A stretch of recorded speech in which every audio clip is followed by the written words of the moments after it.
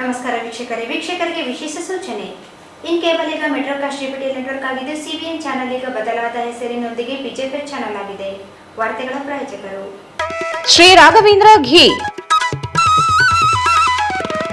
ಶ್ರೀ ರಾಘವೇಂದ್ರ ತುಪ್ಪ, SAK convention hall.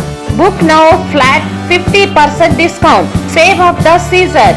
With luxury rooms, faculty, fully centralized AC halls, wide parking areas facilities. Visit SAK Convention Hall, Shekhar Nagar, IV Road, Raichur. Bharat furnitures ರಾಯಚೂರಿನಲ್ಲಿ ಮೊಟ್ಟ ಮೊದಲ ಬಾರಿಗೆ 3 ಮಳಿಗೆ ಒಳಗೊಂಡ ಬೃಹತ್ ಆಕಾರದ furniture showroom. CPS complex opposite Shiva Mandir, Patel Road, Raichur. Raichur's biggest jewel palace. All types of jewelries available in only KTB Jewel Palace. Visit KTB Jewel Palace, Udayanagar, Station Road, Raichur.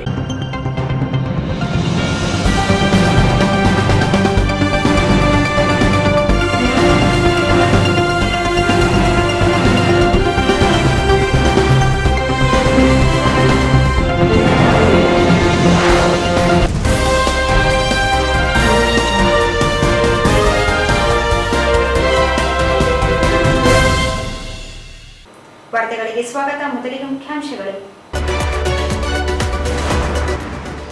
AIIMS ಮಂಜೂರಾತಿಗೆ ರಾಜ್ಯ ಸಚಿವ ಸಂಪುಟ ತೀರ್ಮಾನ ಕೇಂದ್ರಕ್ಕೆ ರವಾನೆಯಾಗಬೇಕು. ನಿಯೋಗ ತೆರಳಲು ಬದ್ಧ ಡಾ. ಶಿವರಾಜ್ ಪಾಟೀಲ್.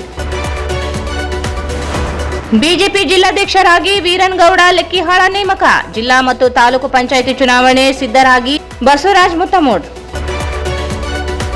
ತುಂಗಭದ್ರಾ ಎಡದಂಡೆ ಕಾಲುವೆ ಏಪ್ರಿಲ್ 20ರವರೆಗೆ ನೀರು ಹರಿಸಿ ಬೆಳೆ ರಕ್ಷಿಸಬೇಕು. ಮೆಣಸಿನಕಾಯಿ ಬೆಂಬಲ ಬೆಲೆ ಘೋಷಿಸಲು ಚಾಮರಸ್ವಾಲಿ ಪಾಟೀಲ್ ಆಗ್ರಹ. ಆರೋಲಿ ಪಂಚಾಯಿತಿ ಅಧ್ಯಕ್ಷ ಹಾಗೂ ಸದಸ್ಯರಿಂದ ಕೆಆರ್ಎಸ್ ಯುವ ಅಧ್ಯಕ್ಷರ ಮೇಲೆ ಹಲ್ಲೆ, ಸುಳ್ಳು ಕೇಸ್ ದಾಖಲು, ಮಂಜುನಾಥ್ ಆರೋಪ. ದೈಹಿಕ ಶಿಕ್ಷಕರ ಕ್ರೀಡಾಕೂಟ. ದೈಹಿಕ ಶಿಕ್ಷಕರು ಕ್ರೀಡೆಯಲ್ಲಿ ತೊಡಗಿಸುವ ಕಾರ್ಯ ಶ್ಲಾಘನೀಯ. ರಂಗಸ್ವಾಮಿ ಶೆಟ್ಟಿ.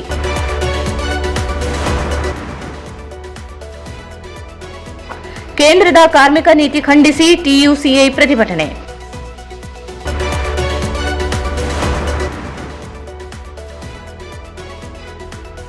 ವನಸಿರಿ ಫೌಂಡೇಶನ್ನಿಂದ ಗುಟುಕು ನೀರಿನ ಅರವಟ್ಟಿಗೆ ಅಭಿಯಾನ. ನಗರದಲ್ಲಿ ಖೋಟಾ ನೋಟು ದಂಧೆ, ASI ಸೇರಿ 4 ಜನರ ಬಂಧನ.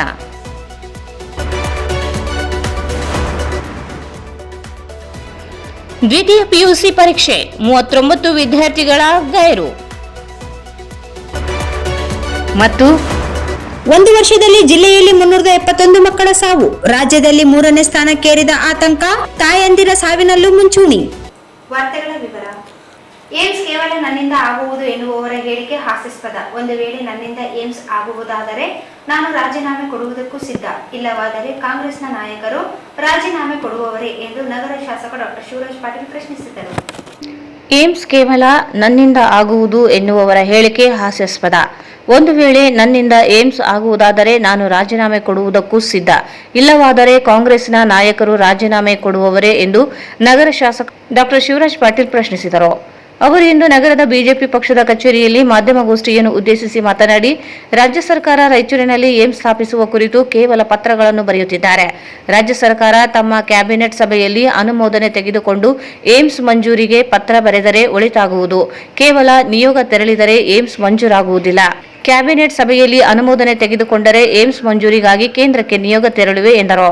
ರಾಜ್ಯ ಕಾಂಗ್ರೆಸ್ ಸರ್ಕಾರದಿಂದ ಜಿಲ್ಲೆಗೆ ಸಿಗಬೇಕಾದ ಯೋಜನೆಗಳು ನೀಡದೆ ಅನ್ಯಾಯ ಮಾಡಲಾಗುತ್ತಿದ್ದು, ಜನರನ್ನು ದಿಕ್ಕು ತಪ್ಪಿಸುವ ಕೆಲಸವಾಗುತ್ತಿದೆ. ರಾಜ್ಯ ಕಾಂಗ್ರೆಸ್ ಸರ್ಕಾರದಿಂದ ಜನರಿಗೆ ಯಾವುದೇ ಉಪಯೋಗವಿಲ್ಲ. ಸರ್ಕಾರದ ಈ ಅನ್ಯಾಯದ ವಿರುದ್ಧ ಮುಂದಿನ ದಿನಗಳಲ್ಲಿ ಪ್ರತಿಭಟನೆ ಹಮ್ಮಿಕೊಳ್ಳಲಾಗುವುದು ಎಂದು ಹೇಳಿದರು. ದೇದುರ್ಗ ಏತ ನೀರಾವರಿ ಯೋಜನೆಯನ್ನು ಬಿಜೆಪಿ ಸರ್ಕಾರ ಅಧಿಕಾರದಲ್ಲಿ ಇದ್ದಾಗಲೇ ಶಾಸಕ ಶಿವನಗೌಡ ನಾಯಕ್ ಅವರು ತಂದಿದ್ದರು. ಆದರೆ ಸರ್ಕಾರ ಅಧಿಕಾರಕ್ಕೆ ಬಂದು 2 ವರ್ಷವಾದರೂ ಅದರ ಬಗ್ಗೆ ಚಕಾರವೆತ್ತಿಲ್ಲ ಎಂದರು. ಜಿಲ್ಲೆಯಲ್ಲಿ ಬಿಜೆಪಿ ಸರ್ಕಾರ ಅತ್ಯಂತ ಒಗ್ಗಟ್ಟಿನಿಂದ ಇದೆ. ಬಿಜೆಪಿ ಜಿಲ್ಲಾ ಘಟಕದಲ್ಲಿ ಯಾವುದೇ ಬಣ ಇಲ್ಲ. ಯಾರೂ ಕೂಡ ಪಕ್ಷದಿಂದ ದೂರ ಉಳಿದಿಲ್ಲ. ಯಾರೇ ಜಿಲ್ಲಾ ಅಧ್ಯಕ್ಷರಾದರೂ ದುಡಿಯುವುದು ಪಕ್ಷಕ್ಕಾಗಿಯೇ, ಪಕ್ಷದ ಏಳಿಗೆಗಾಗಿ ಶ್ರಮಿಸುತ್ತೇವೆ ವಿನಃ ಯಾರೊಬ್ಬರನ್ನು ಬಿಂಬಿಸಲು ಅಲ್ಲ. ಪಕ್ಷ ಬಲಿಷ್ಠ ಮಾಡುವುದೇ ಪಕ್ಷದ ಎಲ್ಲರ ಉದ್ದೇಶವಾಗಿರುತ್ತದೆ ಎಂದು ಹೇಳಿದರು. ಪಕ್ಷದ ರಾಜ್ಯ ಘಟಕ ಜಿಲ್ಲೆಯ ಸರ್ವ ಮುಖಂಡರು ಹಾಗೂ ಕಾರ್ಯಕರ್ತರ ಒಗ್ಗಟ್ಟಿನ ಆಯ್ಕೆಯ ಮೇಲೆ ಬಿಜೆಪಿ ಜಿಲ್ಲಾಧ್ಯಕ್ಷ ಸ್ಥಾನಕ್ಕೆ ವೀರನಗೌಡ ಲೆಕ್ಕಿಹಾಳ ಇವರನ್ನು ಆಯ್ಕೆ ಮಾಡಲಾಗಿದೆ. ಮುಂದಿನ ದಿನಗಳಲ್ಲಿ ಜಿಲ್ಲೆಯಲ್ಲಿ ಪಕ್ಷ ಸಂಘಟನೆಯನ್ನು ಬಲಪಡಿಸಲು ಕಾರ್ಯಕರ್ತರು ಜಿಲ್ಲಾಧ್ಯಕ್ಷರಿಗೆ ಬೆನ್ನೆಲುಬಾಗಿ ನಿಲ್ಲಬೇಕಿದೆ ಎಂದು ತಿಳಿಸಿದರು.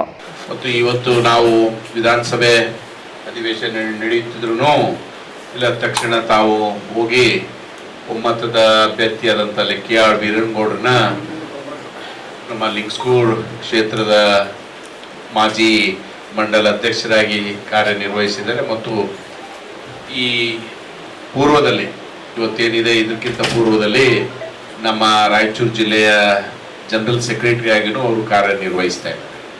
ಅವರಿಗೆ ಆಯ್ಕೆ ಮಾಡಿರುವುದು ನಮಗೆಲ್ಲರಿಗೂ ಸಂತೋಷ ತಂದಿದೆ ಮತ್ತು ನಾವು ಅದನ್ನು ಸ್ವಾಗತ ಮಾಡಲಿಕ್ಕೆ ಬಯಸ್ತೇವೆ. ಇದಕ್ಕೆ ಎಲ್ಲರೂ ಮತ್ತು ವಿ ವಿನಾಯಕರು ಈಗ ತಾನೇ ಒಂದು ಆ ಸಭೆಗೆ ಬಂದು ನಿರ್ಗಮಿಸಿದ್ದಾರೆ.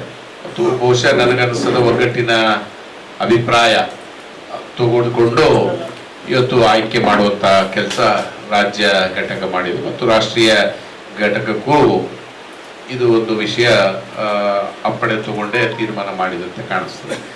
ಹಾಗಾಗಿ ನಾವು ಒಬ್ಬ ಶಾಸಕನಾಗಿ ಮತ್ತು ಮಾಜಿ ಅಧ್ಯಕ್ಷನಾಗಿ ಒಬ್ಬ ಬಿಜೆಪಿ ಪಕ್ಷದ ಕಾರ್ಯಕರ್ತನಾಗಿ ನಾನು ಮತ್ತು ನಮ್ಮ ವೇದಿಕೆ ಮೇಲಿದ್ದಂಥ ಎಲ್ಲ ಮುಖಂಡರು ಹೊಸ ಅಧ್ಯಕ್ಷರ ಬೆನ್ನೆಲುಬಿಗೆ ಹೊಸ ಅಧ್ಯಕ್ಷರ ಕೆಲಸ ಕಾರ್ಯದಲ್ಲಿ ನಾವು ಸಂಪೂರ್ಣ ಸಹಕಾರ ಕೊಡ್ತೇವೆ ಅಂತ ಹೇಳಲಿಕ್ಕೆ ಬಯಸ್ತೇವೆ. ಭಾರತೀಯ ಜನತಾ ಪಕ್ಷ ಒಬ್ಬ ಮುಖಂಡನ ಬದಲಾವಣೆಯಿಂದ ಇಲ್ಲ, ಮುಖಂಡರು ಬಂದ ಮೇಲೆ ಭಾರತೀಯ ಜನತಾ ಪಕ್ಷ ಇಲ್ಲ.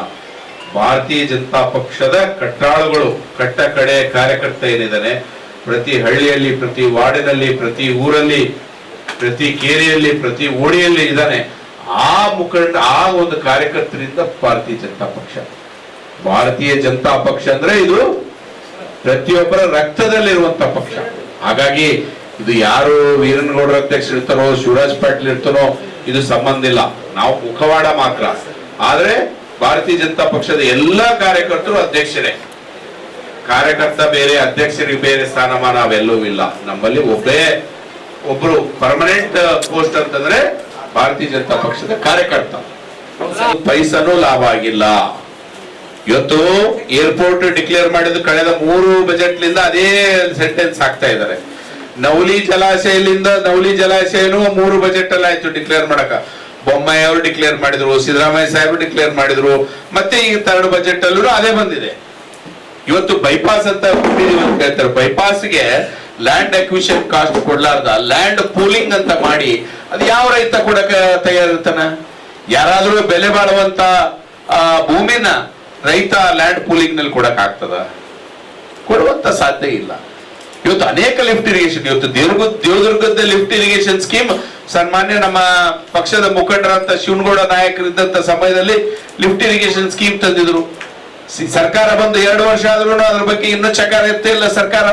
ಇವೆಲ್ಲವೂ ಅನ್ಯಾಯಗಳು. 100% ನಾವು ಪ್ರತಿಭಟನೆ ಮಾಡ್ತೀವಿ, ವಿರೋಧ ಮಾಡ್ತೀವಿ. ಈ ಸರ್ಕಾರ ಜನರನ್ನ ದಿಕ್ಕು ತಪ್ಪಿಸುವಂತ ಸರ್ಕಾರ, ಜನರನ್ನ ಯಾಮಾರಿಸುವಂತ ಸರ್ಕಾರ. ಈ ಸರ್ಕಾರದಿಂದ ಜನರಿಗಾಗ್ಲಿ, ರಾಯಚೂರಿಗಾಗ್ಲಿ, ರಾಯಚೂರಿನ ಜನರಿಗಾಗ್ಲಿ ಏನೂ ಉಪಯೋಗ ಇಲ್ಲ. ಯಾರು ಪಕ್ಷದ ವತಿಯಿಂದ ನನ್ನ ಅವಧಿಯಲ್ಲಿ ಯಾರು ದೂರ ಉಳಿದಿಲ್ಲ. ಅನೇಕ ಸರಿ ಇಲ್ಲ ಶಿವಗೌಡರು ಅನೇಕ ಮೀಟಿಂಗ್ ಗಳಿಗೆ ಬಂದಿದ್ದಾರೆ, ಮೀಟಿಂಗ್ ನಲ್ಲಿ ಭಾಗವಹಿಸಿದ್ದಾರೆ, ಎಲ್ಲ ಕಡೆ ಬಂದಿದ್ದಾರೆ. ಯಡಿಯೂರಪ್ಪನವರು ಬಂದಾಗ ಬಂದಿದ್ರು, ಮೊನ್ನೆ ಲಿಂಗ್ಸ್ಕೂರಿಗೆ ವಿಜೇಂದ್ರ ಅವರು ಬಂದಾಗೂ, ಜಿಲ್ಲಾಧ್ಯಕ್ಷರು ಬಂದಾಗೂ ಬಂದಿದ್ರು, ದೇವದುರ್ಗಕ್ಕೂ ಬಂದಿದ್ರು. ಅವ್ರು ಸಾಮೂಹಿಕ ವಿವಾಹಕ್ಕೆ ವಿಜೇಂದ್ರ ಅವರು ಬಂದಾಗ ನಾವು ಹೋಗಿದ್ವಿ. ಯಾವ ಪಕ್ಷದ ಮುಖಂಡರು ಪಕ್ಷ, ನಾನು ಹೇಳ್ತೀನಲ್ಲ, ಪಕ್ಷ ಶಿವರಾಜ್ ಪಾಟೀಲ್ ಅಧ್ಯಕ್ಷ ಇರ್ಬೋದು, ವೀರನಗೌಡ ಇರ್ಬೋದು, ಬಸವರಾಜ್ ಮತ್ತಿಮೂಡವ್ರು ಇರ್ಬೋದು, ಅದು ಸಂಬಂಧ ಇಲ್ಲ. ನಾವು ಪಕ್ಷಕ್ಕಾಗಿ ದುಡಿತೀವಿ, ಪಕ್ಷದ ಏಳಿಗೆಗೆ ಶ್ರಮಿಸ್ತೀವಿ ವಿನಃ ಯಾರೊಬ್ಬರನ್ನು ಬಿಂಬಿಸ್ಲಿಕ್ಕೆ ನಾವು ಪಕ್ಷದಲ್ಲಿಲ್ಲ. ನಾವು ಪಕ್ಷ ಬಲಿಷ್ಠ ಮಾಡೋದೇ ನಮ್ಮ ಉದ್ದೇಶ ಅಷ್ಟೇ. ಈಗ ತಾವು ಮಾಧ್ಯಮದವರು ತಾವು ಆಲೋಚನೆ ಮಾಡಬಹುದು. ನಮ್ಮ ರಾಜ್ಯ ಸರ್ಕಾರ ಏಮ್ಸ್ಗೆ ಲೆಟರ್ ಕಳಿಸಿದೀವಿ ಅಂತ ಹೇಳ್ತಾರೆ. ಒಬ್ಬ ಮುಖ್ಯಮಂತ್ರಿ ಆದವರು ರಾಜ್ಯ ಸರ್ಕಾರ ಸರಿಯಾದ ಪ್ರೊಸೀಜರ್ ಫಾಲೋ ಮಾಡಿ ಆ ಪ್ರೊಸೀಜರ್ ಪ್ರಕಾರ ಅಲ್ಲಿ ಲೆಟರ್, ಕೇಂದ್ರ ಸರ್ಕಾರ ಕಾರ್ಪೊರೇಷನ್ ಇದೇನೆ ಅಂತ ಕೇಳಿದ್ರು. ಕಾರ್ಪೊರೇಷನ್ ಮಾಡೋ ಕೆಲಸ ನಾವು ಮಾಡಿದ್ವಿ, ಬಜೆಟ್ ನಲ್ಲಿ ಅನೌನ್ಸ್ ಮಾಡಿದ್ವಿ. ಏರ್ಪೋರ್ಟ್ ಅದೇನಂತ ಕೇಳಿದ್ರು. ಏರ್ಪೋರ್ಟ್ ಮಾಡಿಸುವಂತ ಕೆಲಸ ಲಾಸ್ಟ್ ಟೈಮ್ ಟೆಂಡರ್ ಮಾಡಿಸಲಿಲ್ಲ, ನಾವು ಮಾಡಿಸಿದ್ವಿ. ಇವತ್ತು ಬೈಪಾಸ್ಗಳದಾವೇನಂತ ಕೇಳಿದ್ರು, ಬೈಪಾಸ್ ಮಾಡಿಸುವಂತ ಕೆಲಸ. ಯಾವ್ಯಾವ ಪ್ರೀ ಕಂಡೀಷನ್ ಕೇಂದ್ರ ಸರ್ಕಾರ ಕೇಳಬಹುದು ಅನ್ಸಿತ್ತೋ ಅವೆಲ್ಲವೂ ಮಾಡುವಂತ ಕೆಲಸ ಒಬ್ಬ ಜನಪ್ರತಿನಿಧಿಯಾಗಿ ನಾವು ಮಾಡಿದೀವಿ ನಮ್ಮ ಅಧಿಕಾರ ಇದ್ದಂತ ಸಮಯದಲ್ಲಿ. ಶಿವರಾಜ್ ಪಾಟೀಲ್ ಮನಸ್ಸು ಮಾಡಿದ್ರೆ ಇವತ್ತು ನಾನು ರಿಸೈನ್ ಮಾಡ್ತೀನಿ. 100% ಸೆಷನ್ ಆದ್ಮೇಲೆ ಅವ್ರದ್ದು ಕ್ಯಾಬಿನೆಟ್ ಹೋದ್ಮೇಲೆ ನಾವು ನಿಯೋಗ ತೆಗೆದುಕೊಂಡು ಹೋಗ್ತೀವಿ. ಈ ಸಂದರ್ಭದಲ್ಲಿ ಜಿಲ್ಲಾ ವೀಕ್ಷಕ ಬಸವರಾಜ್ ಮುತ್ತಿಮೂಡ, ವಿಧಾನ ಪರಿಷತ್ ಮಾಜಿ ಸದಸ್ಯ ಅಮರನಾಥ್ ಪಾಟೀಲ್, ಮಾಜಿ ಶಾಸಕರಾದ ಎ ಪಾಪರೆಡ್ಡಿ, ಬಸನಗೌಡ ಬ್ಯಾಗವಟ್, ಪ್ರತಾಪ್ಗೌಡ ಪಾಟೀಲ್, ಶಾಸಕ ಮಾನಪ್ಪ ವಜ್ಜಲ್ ಸೇರಿದಂತೆ ಪಕ್ಷದ ಮುಖಂಡರು, ಕಾರ್ಯಕರ್ತರು ಉಪಸ್ಥಿತರಿದ್ದರು. ಬಿಜೆಪಿಯ ಹಿರಿಯ ನಾಯಕರು ಸೇರಿ ಜಿಲ್ಲಾಧ್ಯಕ್ಷರ ಆಯ್ಕೆಯಾಗಿದೆ. ಮುಂದಿನ ದಿನಗಳಲ್ಲಿ ಜಿಲ್ಲಾಧ್ಯಕ್ಷರಿಂದ ಜಿಲ್ಲೆಯಲ್ಲಿ ಬಿಜೆಪಿ ಪಕ್ಷ ಸಂಘಟನೆ ಬಲಪಡಿಸುವಲ್ಲಿ ಕಾರ್ಯನಿರ್ವಹಿಸಬೇಕು. ಮುಂಬರುವ ಜಿಲ್ಲಾ ಪಂಚಾಯತ್, ತಾಲೂಕ್ ಪಂಚಾಯತ್ ಚುನಾವಣೆಗಳಲ್ಲಿ ಹೆಚ್ಚಿನ ಸ್ಥಾನವನ್ನು ಪಡೆಯಲು ಶ್ರಮಿಸಬೇಕೆಂದು ಜಿಲ್ಲಾ ವೀಕ್ಷಕ ಬಸವರಾಜ್ ಮುತ್ತಿಮೂಡ್ ಹೇಳಿದರು. ಬಿಜೆಪಿಯ ಹಿರಿಯ ನಾಯಕರು ಸೇರಿ ಜಿಲ್ಲಾಧ್ಯಕ್ಷರ ಆಯ್ಕೆಯಾಗಿದೆ. ಮುಂದಿನ ದಿನಗಳಲ್ಲಿ ಜಿಲ್ಲಾಧ್ಯಕ್ಷರಿಂದ ಜಿಲ್ಲೆಯಲ್ಲಿ ಬಿಜೆಪಿ ಪಕ್ಷ ಸಂಘಟನೆ ಬಲಪಡಿಸುವಲ್ಲಿ ಕಾರ್ಯನಿರ್ವಹಿಸಬೇಕು. ಮುಂಬರುವ ಜಿಲ್ಲಾ ಪಂಚಾಯತ್, ತಾಲೂಕು ಪಂಚಾಯತ್ ಚುನಾವಣೆಗಳಲ್ಲಿ ಹೆಚ್ಚಿನ ಸ್ಥಾನವನ್ನು ಪಡೆಯಲು ಶ್ರಮಿಸಬೇಕು ಎಂದು ಜಿಲ್ಲಾ ವೀಕ್ಷಕ ಬಸವರಾಜ್ ಮುತ್ತಿಮೂಡ ಹೇಳಿದರು. ಅವರು ಇಂದು ನಗರದ ಬಿಜೆಪಿ ಜಿಲ್ಲಾ ಕಚೇರಿಯಲ್ಲಿ ನೂತನ ಬಿಜೆಪಿ ಜಿಲ್ಲಾಧ್ಯಕ್ಷರ ಅಧಿಕಾರ ಸ್ವೀಕಾರ ಕಾರ್ಯಕ್ರಮದಲ್ಲಿ ಭೇಟಿಯಾದ ಮಾಧ್ಯಮಗಳೊಂದಿಗೆ ಮಾತನಾಡಿದರು. ಜಿಲ್ಲೆಯಲ್ಲಿ ಬಲಿಷ್ಠ ಪಕ್ಷವನ್ನು ಕಟ್ಟಲು ಪ್ರತಿಯೊಬ್ಬರ ಶ್ರಮ ಅತ್ಯಗತ್ಯವಾಗಿರುತ್ತದೆ. ಜಿಲ್ಲೆಯ ಎಲ್ಲಾ ಮಂಡಲಗಳಿಗೆ ಭೇಟಿ ನೀಡಿ ಕಾರ್ಯಕರ್ತರನ್ನು ಒಗ್ಗೂಡಿಸುವ ಕೆಲಸ ಜಿಲ್ಲಾಧ್ಯಕ್ಷರು ಮುಂದಾಗಬೇಕು ಎಂದು ಕರೆ ನೀಡಿದರು.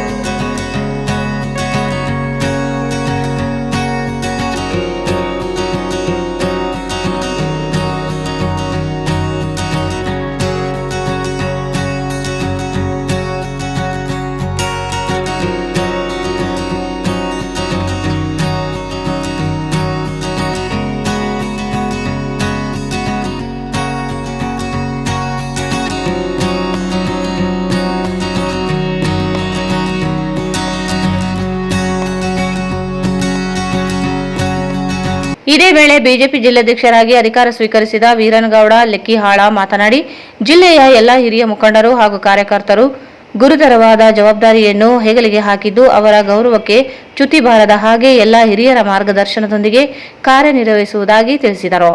ರಾಜ್ಯ ಬಿಜೆಪಿ ಘಟಕ ನೀಡುವ ಹೋರಾಟದ ಸೂಚನೆಗಳು ಜಿಲ್ಲೆಯಲ್ಲಿ ಕುಡಿಯುವ ನೀರಿನ ಸಮಸ್ಯೆಯಾಗದಂತೆ ಹಾಗೂ ಜಿಲ್ಲೆಯ ಪಕ್ಷದ ಹಿರಿಯರ ಸಲಹೆಯಂತೆ ಜಿಲ್ಲೆಯ ಸಮಸ್ಯೆಗಳ ಬಗ್ಗೆ ರಾಜ್ಯ ಸರ್ಕಾರವನ್ನು ಎಚ್ಚರಿಸುವ ನಿಟ್ಟಿನಲ್ಲಿ ಮುಂದಿನ ದಿನಗಳಲ್ಲಿ ಹೋರಾಟ ಮಾಡಲಾಗುವುದು ಎಂದು ತಿಳಿಸಿದರು. ನಾನು ವ್ಯಕ್ತಿಯ ಬಣಕ್ಕೆ ಸೇರಿದವನಲ್ಲ, ನಾನು ಕಮಲದ ಬಣದವನಾಗಿದ್ದೇನೆ. ಜಿಲ್ಲೆಯ ಹಿರಿಯ ನಾಯಕರ ಜೊತೆಗೆ ಒಟ್ಟುಗೂಡಿಕೊಂಡು ಹೋಗುವ ವ್ಯಕ್ತಿ ನಾನಲ್ಲ. ಬಣ ರಾಜಕೀಯ ಪಕ್ಷದ ಮೇಲೆ ಪ್ರಭಾವ ಬೀರುವುದು ಸಹಜ, ಆದರೆ ರಾಜ್ಯ ಹಾಗೂ ಹೈಕಮಾಂಡ್ ಸೂಕ್ತ ತೀರ್ಮಾನ ತೆಗೆದುಕೊಂಡು ಸಮಸ್ಯೆ ಬಗೆಹರಿಸುವ ಭರವಸೆ ಇದೆ. ಜಿಲ್ಲೆಯಲ್ಲಿ ಯಾವುದೇ ರೀತಿಯ ಬಡ ರಾಜಕಾರಣ ಇಲ್ಲ ಎಂದರು. ನಾನು ರಾಜ್ಯದ ನಾಯಕರಲ್ಲಿ ಕೊಡ್ತಕ್ಕಂಥ ಕೆಲಸ ಮಾಡಿದ್ದೀನಿ.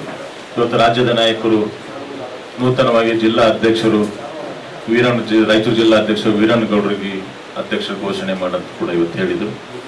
ರಾಜ್ಯ ನಾಯಕರ ಏನು ಆದೇಶ ಮಾಡಿದ ಅದರ ಪ್ರಕಾರ ಇವತ್ತು ಬಂದು ನಾವು ನೂತನ ರಾಯಚೂರು ಜಿಲ್ಲಾ ಅಧ್ಯಕ್ಷರು ವೀರನಗೌಡರು ಕೂಡ ಘೋಷಣೆ ಮಾಡ್ತಕ್ಕಂಥ ಕೆಲಸ ರಾಯಚೂರಿನ ಎಲ್ಲ ಹಿರಿಯ ನಾಯಕರು ಮತ್ತು ಪಕ್ಷದ ಕಾರ್ಯಕರ್ತರು ಎಲ್ಲರೂ ಕೂಡ ನೇತೃತ್ವದಲ್ಲಿ ಇವತ್ತು ಘೋಷಣೆ ಮಾಡ್ತಾ ಇದ್ದೀವಿ.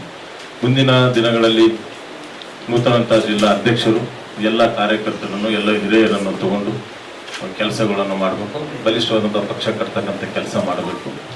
ಮತ್ತು ಯಾರೇ ಸಣ್ಣ ಕಾರ್ಯಕರ್ತ ದೊಡ್ಡ ಕಾರ್ಯಕರ್ತರು ನೀವು ಭಾರತೀಯ ಜನತಾ ಪಾರ್ಟಿಯ ಜಿಲ್ಲಾ ಅಧ್ಯಕ್ಷರಾಗಿ ಇವತ್ತು ಅಧಿಕೃತವಾಗಿ ಇವತ್ತು ಘೋಷಣೆ ಮಾಡಿದೆ.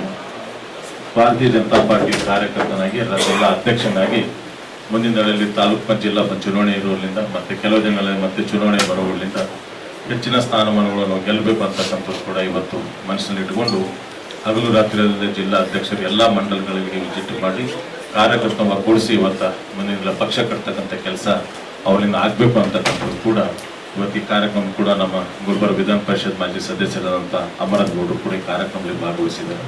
ನಮ್ಮೆಲ್ಲರ ಪರವಾಗಿ ನೂತನವಾಗಿ ಆಗಿರುವಂತಹ ಜಿಲ್ಲಾ ಅಧ್ಯಕ್ಷರಂತ ವೀರಣ್ಣಗೌಡರು ಕೂಡ ನಮಗೆಲ್ಲ ವೇದಿಕೆ ಮೇಲೆ ಈ ಸಂದರ್ಭದಲ್ಲಿ ನಗರ ಶಾಸಕ ಡಾಕ್ಟರ್ ಶಿವರಾಜ್ ಪಾಟೀಲ್, ವಿಧಾನ ಪರಿಷತ್ ಮಾಜಿ ಸದಸ್ಯ ಅಮರನಾಥ್ ಪಾಟೀಲ್, ಮಾಜಿ ಶಾಸಕರಾದ ಎ ಪಾಪರೆಡ್ಡಿ, ಬಸನಗೌಡ ಬ್ಯಾಗವಡ್, ಪ್ರತಾಪ್ ಗೌಡ ಪಾಟೀಲ್, ಶಾಸಕ ಮಾನಪ್ಪ ವಜಲ್ ಸೇರಿದಂತೆ ಪಕ್ಷದ ಮುಖಂಡರು, ಕಾರ್ಯಕರ್ತರು ಉಪಸ್ಥಿತರಿದ್ದರು. ತುಂಗಭದ್ರಾ ಎಡದಂಡೆ ಕಾಲುವೆ ನಾಲೆಗೆ ಏಪ್ರಿಲ್ 20ರವರೆಗೆ ನೀರು ಹರಿಸಿ ಬೆಳೆಗಳನ್ನು ರಕ್ಷಿಸಬೇಕು ಹಾಗೂ ಮೆಣಸಿನಕಾಯಿ ಬೆಳೆಗೆ 13,000 ರೂಪಾಯಿ ಬೆಂಬಲ ಬೆಲೆ ನೀಡಲು ಸರ್ಕಾರ ಮುಂದಾಗಬೇಕೆಂದು ತುಂಗಭದ್ರಾ ಎಡದಂಡೆ ಕಾಲುವೆ ರೈತರ ಹಿತರಕ್ಷಣಾ ಸಮಿತಿ ಸಂಚಾಲಕ ಚಾಮರಾಜ್ ಮಾಲಿ ಪಾಟೀಲ್ ಆಗ್ರಹಿಸಿದರು. ತುಂಗಭದ್ರಾ ಎಡದಂಡೆ ಕಾಲುವೆ ನಾಲೆಗೆ ಏಪ್ರಿಲ್ 20ರವರೆಗೆ ನೀರು ಹರಿಸಿ ಬೆಳೆಗಳನ್ನು ರಕ್ಷಿಸಬೇಕು ಹಾಗೂ ಮೆಣಸಿನಕಾಯಿ ಬೆಳೆಗೆ 13,000 ರೂಪಾಯಿ ಬೆಂಬಲ ಬೆಲೆ ನೀಡಲು ಸರ್ಕಾರ ಮುಂದಾಗಬೇಕೆಂದು ತುಂಗಭದ್ರಾ ಎಡದಂಡೆ ಕಾಲುವೆ ರೈತರ ಹಿತರಕ್ಷಣಾ ಸಮಿತಿ ಸಂಚಾಲಕ ಚಾಮರಾಜ್ ಮಾಲಿ ಪಾಟೀಲ್ ಆಗ್ರಹಿಸಿದರು. ಅವರು ಇಂದು ಮಾಧ್ಯಮಗೋಷ್ಠಿಯನ್ನು ಉದ್ದೇಶಿಸಿ ಮಾತನಾಡಿ, ನೀರು ನಿರ್ವಹಣೆ ವೈಫಲ್ಯ ಹಾಗೂ ಹವಾಮಾನ ಬದಲಾವಣೆಯಿಂದಾಗಿ ಭತ್ತದ ಬೆಳೆ ಒಣಗುವ ಸ್ಥಿತಿ ಇದೆ. ನೀರಾವರಿ ಸಲಹಾ ಸಮಿತಿ ನಿರ್ಣಯದಂತೆ ಮಾರ್ಚ್ ಅಂತ್ಯಕ್ಕೆ ನೀರು ನಿಲುಗಡೆಗೊಳಿಸಲು ತೀರ್ಮಾನಿಸಲಾಗಿದೆ. ಆದರೆ ಜಲಾಶಯದಲ್ಲಿ ನೀರಿನ ಲಭ್ಯತೆ ಇದ್ದು ಭತ್ತ ಬೆಳೆ ರಕ್ಷಣೆಗೆ ನೀರು ಏಪ್ರಿಲ್ 20ರವರೆಗೆ ನೀರು ಹರಿಸಲು ಸರ್ಕಾರ ನಿರ್ದೇಶನ ನೀಡಬೇಕೆಂದರು. ಭತ್ತ ತೆನೆ ಕಟ್ಟುವ ಹಂತದಲ್ಲಿ ಇದ್ದು ನೀರಿನ ಅವಶ್ಯಕತೆ ಇದೆ. ನೀರು ಹರಿಸದೆ ಹೋದರೆ 30% 40% ಭತ್ತ ಬೆಳೆ ನಷ್ಟವಾಗಿ ಅಪಾರ ಹಾನಿಯಾಗುತ್ತದೆ. ಕೂಡಲೇ ಕಾಲುವೆಗೆ ನೀರು ಹರಿಕೆಯ ನಿರ್ಧಾರವನ್ನು ವಿಸ್ತರಿಸಬೇಕೆಂದರು. ರಾಯಚೂರು ಸೇರಿದಂತೆ ಕಲ್ಯಾಣ ಕರ್ನಾಟಕದ ಜಿಲ್ಲೆಗಳಲ್ಲಿ ಅಪಾರ ಪ್ರಮಾಣದ ಮೆಣಸಿನಕಾಯಿ ಬೆಳೆ ಬೆಳೆಯಲಾಗಿದೆ. ಆದರೆ ದರ ಕುಸಿತದಿಂದಾಗಿ ರೈತರು ಆರ್ಥಿಕ ನಷ್ಟಕ್ಕೆ ಗುರಿಯಾಗಿದ್ದಾರೆ. ಆಂಧ್ರ, ತೆಲಂಗಾಣ ಪ್ರದೇಶದಲ್ಲಿ ಬೆಂಬಲ ಬೆಲೆ ನಿರ್ಧರಿಸಲಾಗಿದೆ. ಪ್ರತಿ ಎಕರೆ ಮೆಣಸಿನಕಾಯಿ ಬೆಳೆಯಲು 1.5 ಲಕ್ಷ ರೂಪಾಯಿ ರೈತರು ಖರ್ಚು ಮಾಡಿದ್ದಾರೆ. ಕೂಡಲೇ ಮೆಣಸಿನಕಾಯಿ 13,000 ರೂಪಾಯಿ ಬೆಂಬಲ ಬೆಲೆ ನಿಗದಿ ಮಾಡಿ ಖರೀದಿ ಮಾಡಬೇಕು. ಇಲ್ಲದೆ ಹೋದಲ್ಲಿ ಬೀದಿಗಿಳಿದು ಹೋರಾಟ ನಡೆಸುವುದಾಗಿ ಎಚ್ಚರಿಸಿದರು. ಮೊನ್ನೆ ದಿವಸ ಅನೇಕ ರೈತರು ಮತ್ತು ನಾನು ನಮ್ಮ ಜೊತೆಗೆ ಮಾಜಿ ಶಾಸಕರಾದಂತಹ ಗಂಗಾಧರ ನಾಯಕರು ಒಡಗೂಡಿ ಮಾನ್ವಿ ತಾಲೂಕಿನ ಸಿರುವಾರ ತಾಲೂಕಿನ ಕೆಲವು ರೈತರ ಭತ್ತದ ಗದ್ದೆಗಳನ್ನು ನಾವು ವೀಕ್ಷಣೆ ಮಾಡಿದ್ವಿ. ವೀಕ್ಷಣೆ ಮಾಡಿದಂತಹ ಸಂದರ್ಭದಲ್ಲಿ ನಮಗೆ ಕಂಡು ಬಂದಿದ್ದು ಏನಂದ್ರೆ, ಯಾಕೋ ಈ ವರ್ಷ 12 ಗಂಟೆ ರಾತ್ರಿ 12 ಗಂಟೆ ನಂತರ ಸ್ವಲ್ಪ ಚಳಿ ಗಾಳಿ ಬೀಸಿದ್ರಿಂದ ವಾತಾವರಣದ ವೈಪರೀತ್ಯದಿಂದ ಕೆರೆ ಬಿಡೋದು ಬಹಳ ಲೇಟ್ ಆಗಿದೆ. ನಾವು ನೋಡಿದ್ವಿ, ಇನ್ನ ಈಗ ಕದ್ದು ಒಂದು ಮಿಡ್ಲು ಮಾತ್ರ ಒಡೆ ಕಾಣಿಸ್ತಾ ಇದೆ, ಉಳಿದು ಯಾವೂ ಇಲ್ಲ. ಕೆಲವು ಒಡೆ ಇದ್ದಾವೆ, ಕೆಲವು ಏನಂದ್ರೆ ತೆನೆ ಬಿಟ್ಟಿವೆ. 35% 40% ಭತ್ತ ಏನಂದ್ರೆ ಏಪ್ರಿಲ್ 20ರವರೆಗೆ ನೀರು ಕೊಟ್ರೆ ಬರ್ತವೆ. ಅದು ಇಲ್ಲ ಅಂತಂದ್ರೆ ಬಹಳ ಅಪಾರವಾದಂತ ನಷ್ಟ ಆಗ ಸಂಭವ ಇದೆ. ಆ ಕಾರಣಕ್ಕಾಗಿ ಸರ್ಕಾರನ ಇವತ್ತು ಒತ್ತಾಯ ಮಾಡೋದೇನಂದ್ರೆ, ಜಲಾಶಯದಲ್ಲಿ ಹೆಚ್ಚಿನ ಪ್ರಮಾಣದ ಕುಡಿಯುವ ನೀರಿಗಾಗಿ ಈಗಾಗಲೇ ಅನುಕೂಲ ಇದೆ. ಆ ನಿಟ್ಟಿನಲ್ಲಿ ಇವತ್ತು ರೈತರು ಬೆಳೆದ ನಿಂತ ಬೆಳೆಯನ್ನ ರಕ್ಷಣೆ ಮಾಡಬೇಕಂದ್ರೆ ಏಪ್ರಿಲ್ 20 ತನಕ ನೀರು ಕೊಡೋದು ಅವಶ್ಯಕತೆ ಇದೆ. ಆ ನಿಟ್ಟಿನಲ್ಲಿ ಸರ್ಕಾರ ಮತ್ತು ನೀರಾವರಿ ಸಲಹಾ ಸಮಿತಿ ಎಲ್ಲ ಸದಸ್ಯರು ರೈತರ ಈ ಒಂದು ಜ್ವಲಂತ ಸಮಸ್ಯೆಯನ್ನು ಬಗೆಹರಿಸಬೇಕಂತೇಳಿ ಇವತ್ತು ನಾವು ಮುಖ್ಯಮಂತ್ರಿಗಳಿಗೆ ಒಂದು ಮಾನ್ಯ ನಮ್ಮ ಜಿಲ್ಲಾಧಿಕಾರಿಗಳ ಮುಖಾಂತರ ಒಂದು ಪತ್ರವನ್ನು ಕೂಡ ಕಳಿಸ್ತಾ ಇದ್ದೀವಿ. ಅದ್ರ ಜೊತೆಗೆ ಮೆಣಸಿನಕಾಯಿ ಈ ಸುಮಾರು ಕಲ್ಯಾಣ ಕರ್ನಾಟಕ ಭಾಗದಲ್ಲಿ ಬಹಳಷ್ಟು ರೈತರು ಇತ್ತೀಚೆಗೆ ಏನಂದ್ರೆ ಒಳ್ಳೆ ಬೆಲೆ ಇದೆ, ಒಳ್ಳೆ ಬೆಳೆ ಬರ್ತದೆ ಅಂತ ಹೇಳಿ ಒಂದು 6-7 ವರ್ಷದಿಂದ ಹೆಚ್ಚಿನ ಪ್ರದೇಶದಲ್ಲಿ ಮೆಣಸಿನಕಾಯಿ ಬೆಳೆಯನ್ನು ಬೆಳೀತಾ ಇದ್ದಾರೆ. ಕಳೆದ 2 ವರ್ಷದಿಂದ ಏನಂದ್ರೆ ಬಹಳ ಉತ್ತಮವಾದ ಬೆಲೆ ಸಿಕ್ಕಿತ್ತು. 50, 52 ಸಾವಿರ, 54 ಸಾವಿರದವರೆಗೆ ಒಂದು ಕ್ವಿಂಟಲ್ ಮಾರಾಟ ಆಗಿತ್ತು ಗಾಡಿಗೆ. ಇದು ಏನಂತಂದ್ರೆ ಗುಂಟೂರು ವೆರೈಟಿ 40-38 ತನ ಮಾರಾಟ ಆಗಿತ್ತು. ಆದ್ರೆ ಹೆಚ್ಚಿನ ಬೆಳೆ ಬಂದದಕ್ಕೂ ಏನು ಎಕ್ಸ್ಪೋರ್ಟ್ ಕೊಟ್ಟಿಲ್ಲ ಅಂತ ಯಾವ ಕಾರಣಕ್ಕೂ ಗೊತ್ತಿಲ್ಲ. ಮಾರ್ಕೆಟ್ ಮುಕ್ತ ಮಾರುಕಟ್ಟೆಯಲ್ಲಿ ಬಹಳಷ್ಟು ದರ ಕುಸಿತ ಆಗಿದೆ. ಇವತ್ತು 8,500, 9,000, 7,500 ಇವತ್ತು ಮೆಣಸಿನಕಾಯಿ ಮಾರಾಟ ಆಗ್ತವೆ. ಇನ್ನೊಂದು ಸಮಸ್ಯೆ ಏನಂದ್ರೆ, ಕಳೆದ ವರ್ಷ ಕೋಲ್ಡ್ ಸ್ಟೋರೇಜ್ ನಲ್ಲಿ ಇಟ್ಟಂತ ಮೆಣಸಿನಕಾಯಿ ಇವತ್ತು ಮಾರಾಟನೇ ಆಗಿಲ್ಲ. ಮತ್ತೆ ಈಗ ಹೊಸ ಬೆಳೆ ಬಂದ್ಬಿಟ್ಟಿದೆ. ಈಗ ಅಡಮಾನ ಸಾಲ ತಗೊಂಡಿದ್ದಾರೆ ರೈತರು. ಅಡಮಾನ ಸಾಲ ತಗೊಂಡ ಸಂಸ್ಥೆಗಳು ಏನಂದ್ರೆ ರೈತರಿಗೆ ನೋಟಿಸ್ ಕೊಟ್ಟು ಕಿರುಕುಳ ಮಾಡ್ತಾವೆ. ಮೊನ್ನೆ ಹರಾಜ್ ನೋಟಿಸ್ ಕೊಟ್ಟಿದ್ರು. ಹರಾಜ್ ನೋಟಿಸ್ ಕೊಟ್ಟಿದ್ರೆ ನಮ್ಮ ರೈತ ಸಂಘದವರೆಲ್ಲರೂ ಹೋಗಿ ಹರಾಜ್ ಪತ್ರಿಕೆಯನ್ನ ಮಾಡಬಾರ್ದು ಅಂತ ಹೇಳಿ ನಿಲ್ಲಿಸಿದೀವಿ. ಆ ಕಾರಣಕ್ಕಾಗಿ ಇವತ್ತು ಏನಂತಂದ್ರೆ ಗುಂಟೂರು ವೆರೈಟಿಗೆ 13,000 ರೂಪಾಯಿ ಅದನ್ನ ಕೊಟ್ಟು ನಮ್ಮ ರೈತರನ್ನ ರಕ್ಷಣೆ ಮಾಡಬೇಕು ಮತ್ತು ಯಾವುದೇ ಕಾರಣಕ್ಕೂ ರೈತರ ಮೆಣಸಿನಕಾಯಿ ಕೋಲ್ಡ್ ಸ್ಟೋರೇಜ್ ನಲ್ಲಿ ಇಟ್ಟದ್ದನ್ನ ಹರಾಜು ಮಾಡಲಾರ್ದೇ ಕೃಷಿ ಖರೀದಿ ರೈತರ ಮುಖಾಂತರ ಖರೀದಿ ಮಾಡಿಸಿ ಸಾಲ ತೀರಿಸಬೇಕು ಅಂತೇಳಿ ನಾವು ಸರ್ಕಾರ. ರಾಘವೇಂದ್ರ ಕುಷ್ಟಗಿ ಮಾತನಾಡಿ, ಕಳೆದ 24 ವರ್ಷದಿಂದ ತುಂಗಭದ್ರಾ ಎಡದಂಡೆ ಕಾಲುವೆ ಅಚ್ಚುಕಟ್ಟು ರೈತರ ನೀರಿನ ಸಮಸ್ಯೆ ಪರಿಹಾರವಾಗದೆ ಉಳಿದಿದೆ. ಹಲವಾರು ಸಭೆಗಳು, ಪ್ರತಿಭಟನೆಗಳು ನಡೆದರೂ ಸರ್ಕಾರ ಸಕಾರಾತ್ಮಕವಾಗಿ ಸ್ಪಂದಿಸುತ್ತಿಲ್ಲ. ಅಚ್ಚುಕಟ್ಟು ವ್ಯಾಪ್ತಿಯಲ್ಲಿ ಅಕ್ರಮ ನೀರಾವರಿ ಪ್ರದೇಶವಿದ್ದು ನೀರಿನ ಕಳ್ಳತನ ನಡೆಯುತ್ತಿದೆ. ಸರ್ಕಾರ ತಡೆಯಲು ಮುಂದಾಗುತ್ತಿಲ್ಲ. ರಾಜಕೀಯ ಇಚ್ಛಾಶಕ್ತಿ ಕೊರತೆಯೇ ಸಮಸ್ಯೆಗೆ ಕಾರಣವಾಗಿದೆ. ಈ ಹಿಂದೆ ಎಡದಂಡೆ ಕಾಲುವೆ ಹೋರಾಟ ಬೆಂಬಲಿಸಿದ್ದ ಸಣ್ಣ ನೀರಾವರಿ ಸಚಿವ NS ಬೋಸರಾಜ್ ಇವರು ಸಚಿವರಾಗಿದ್ದು ಸರ್ಕಾರದ ಮೇಲೆ ಒತ್ತಡ ಹಾಕಿ ಏಪ್ರಿಲ್ 20ರವರೆಗೆ ನೀರು ಹರಿಸಲು ಮುಂದಾಗಬೇಕು. ಸರಿಸುಮಾರು 1,000 ಅಕ್ರಮ ಪಂಪ್ಸೆಟ್ ಅಳವಡಿಸಲಾಗಿದೆ. ತೆರವುಗೊಳಿಸಿದರೆ ಸರಿಸುಮಾರು 20 ಕೋಟಿ ರೂಪಾಯಿ ಹಣ ಸರ್ಕಾರಕ್ಕೆ ಆದಾಯ ಬರುತ್ತದೆ. ಜಲಸಂಪನ್ಮೂಲ ಇಲಾಖೆ ನೀರಿನ ಕಳ್ಳತನ ತಡೆಯಲು ಕಾಯ್ದೆಯನ್ನು ರೂಪಿಸಿದೆ. ನೀರಿನ ಕಳ್ಳತನ ಮಾಡಿದರೆ 3 ವರ್ಷ ಜೈಲು ದಂಡ ವಿಧಿಸುವ ಅಧಿಕಾರ ಹೊಂದಿದೆ. ಜಿಲ್ಲಾಧಿಕಾರಿಗಳು ಮತ್ತು ಜಿಲ್ಲಾ ಪೊಲೀಸ್ ವರಿಷ್ಠಾಧಿಕಾರಿಗಳು ನೀರು ಕಳ್ಳತನ ವಿರುದ್ಧ ಕೇಸ್ ದಾಖಲಿಸಿ ಕೊನೆ ಭಾಗಕ್ಕೆ ನೀರು ಒದಗಿಸಬೇಕು. ಸರ್ಕಾರ ಕೂಡಲೇ ಏಪ್ರಿಲ್ 20ರವರೆಗೆ ನೀರು ಹರಿಸಬೇಕು. ಇಲ್ಲದೆ ಹೋದಲ್ಲಿ ಅಕ್ರಮ ಹೊಂಡಗಳನ್ನು ನಿರ್ಮಾಣ ಮಾಡಿಕೊಂಡು ರಾಜಕಾರಣಿಗಳು ಸೇರಿದಂತೆ ಎಲ್ಲರ ಹೆಸರು ಬಹಿರಂಗಪಡಿಸಲಾಗುತ್ತದೆ ಎಂದರು. ಸರ್ಕಾರ ಸಮಸ್ಯೆಗೆ ಸ್ಪಂದಿಸದೆ ಹೋದಲ್ಲಿ ನ್ಯಾಯಾಂಗ ಹೋರಾಟ ಅನಿವಾರ್ಯವಾಗುತ್ತದೆ ಎಂದು ಎಚ್ಚರಿಸಿದರು.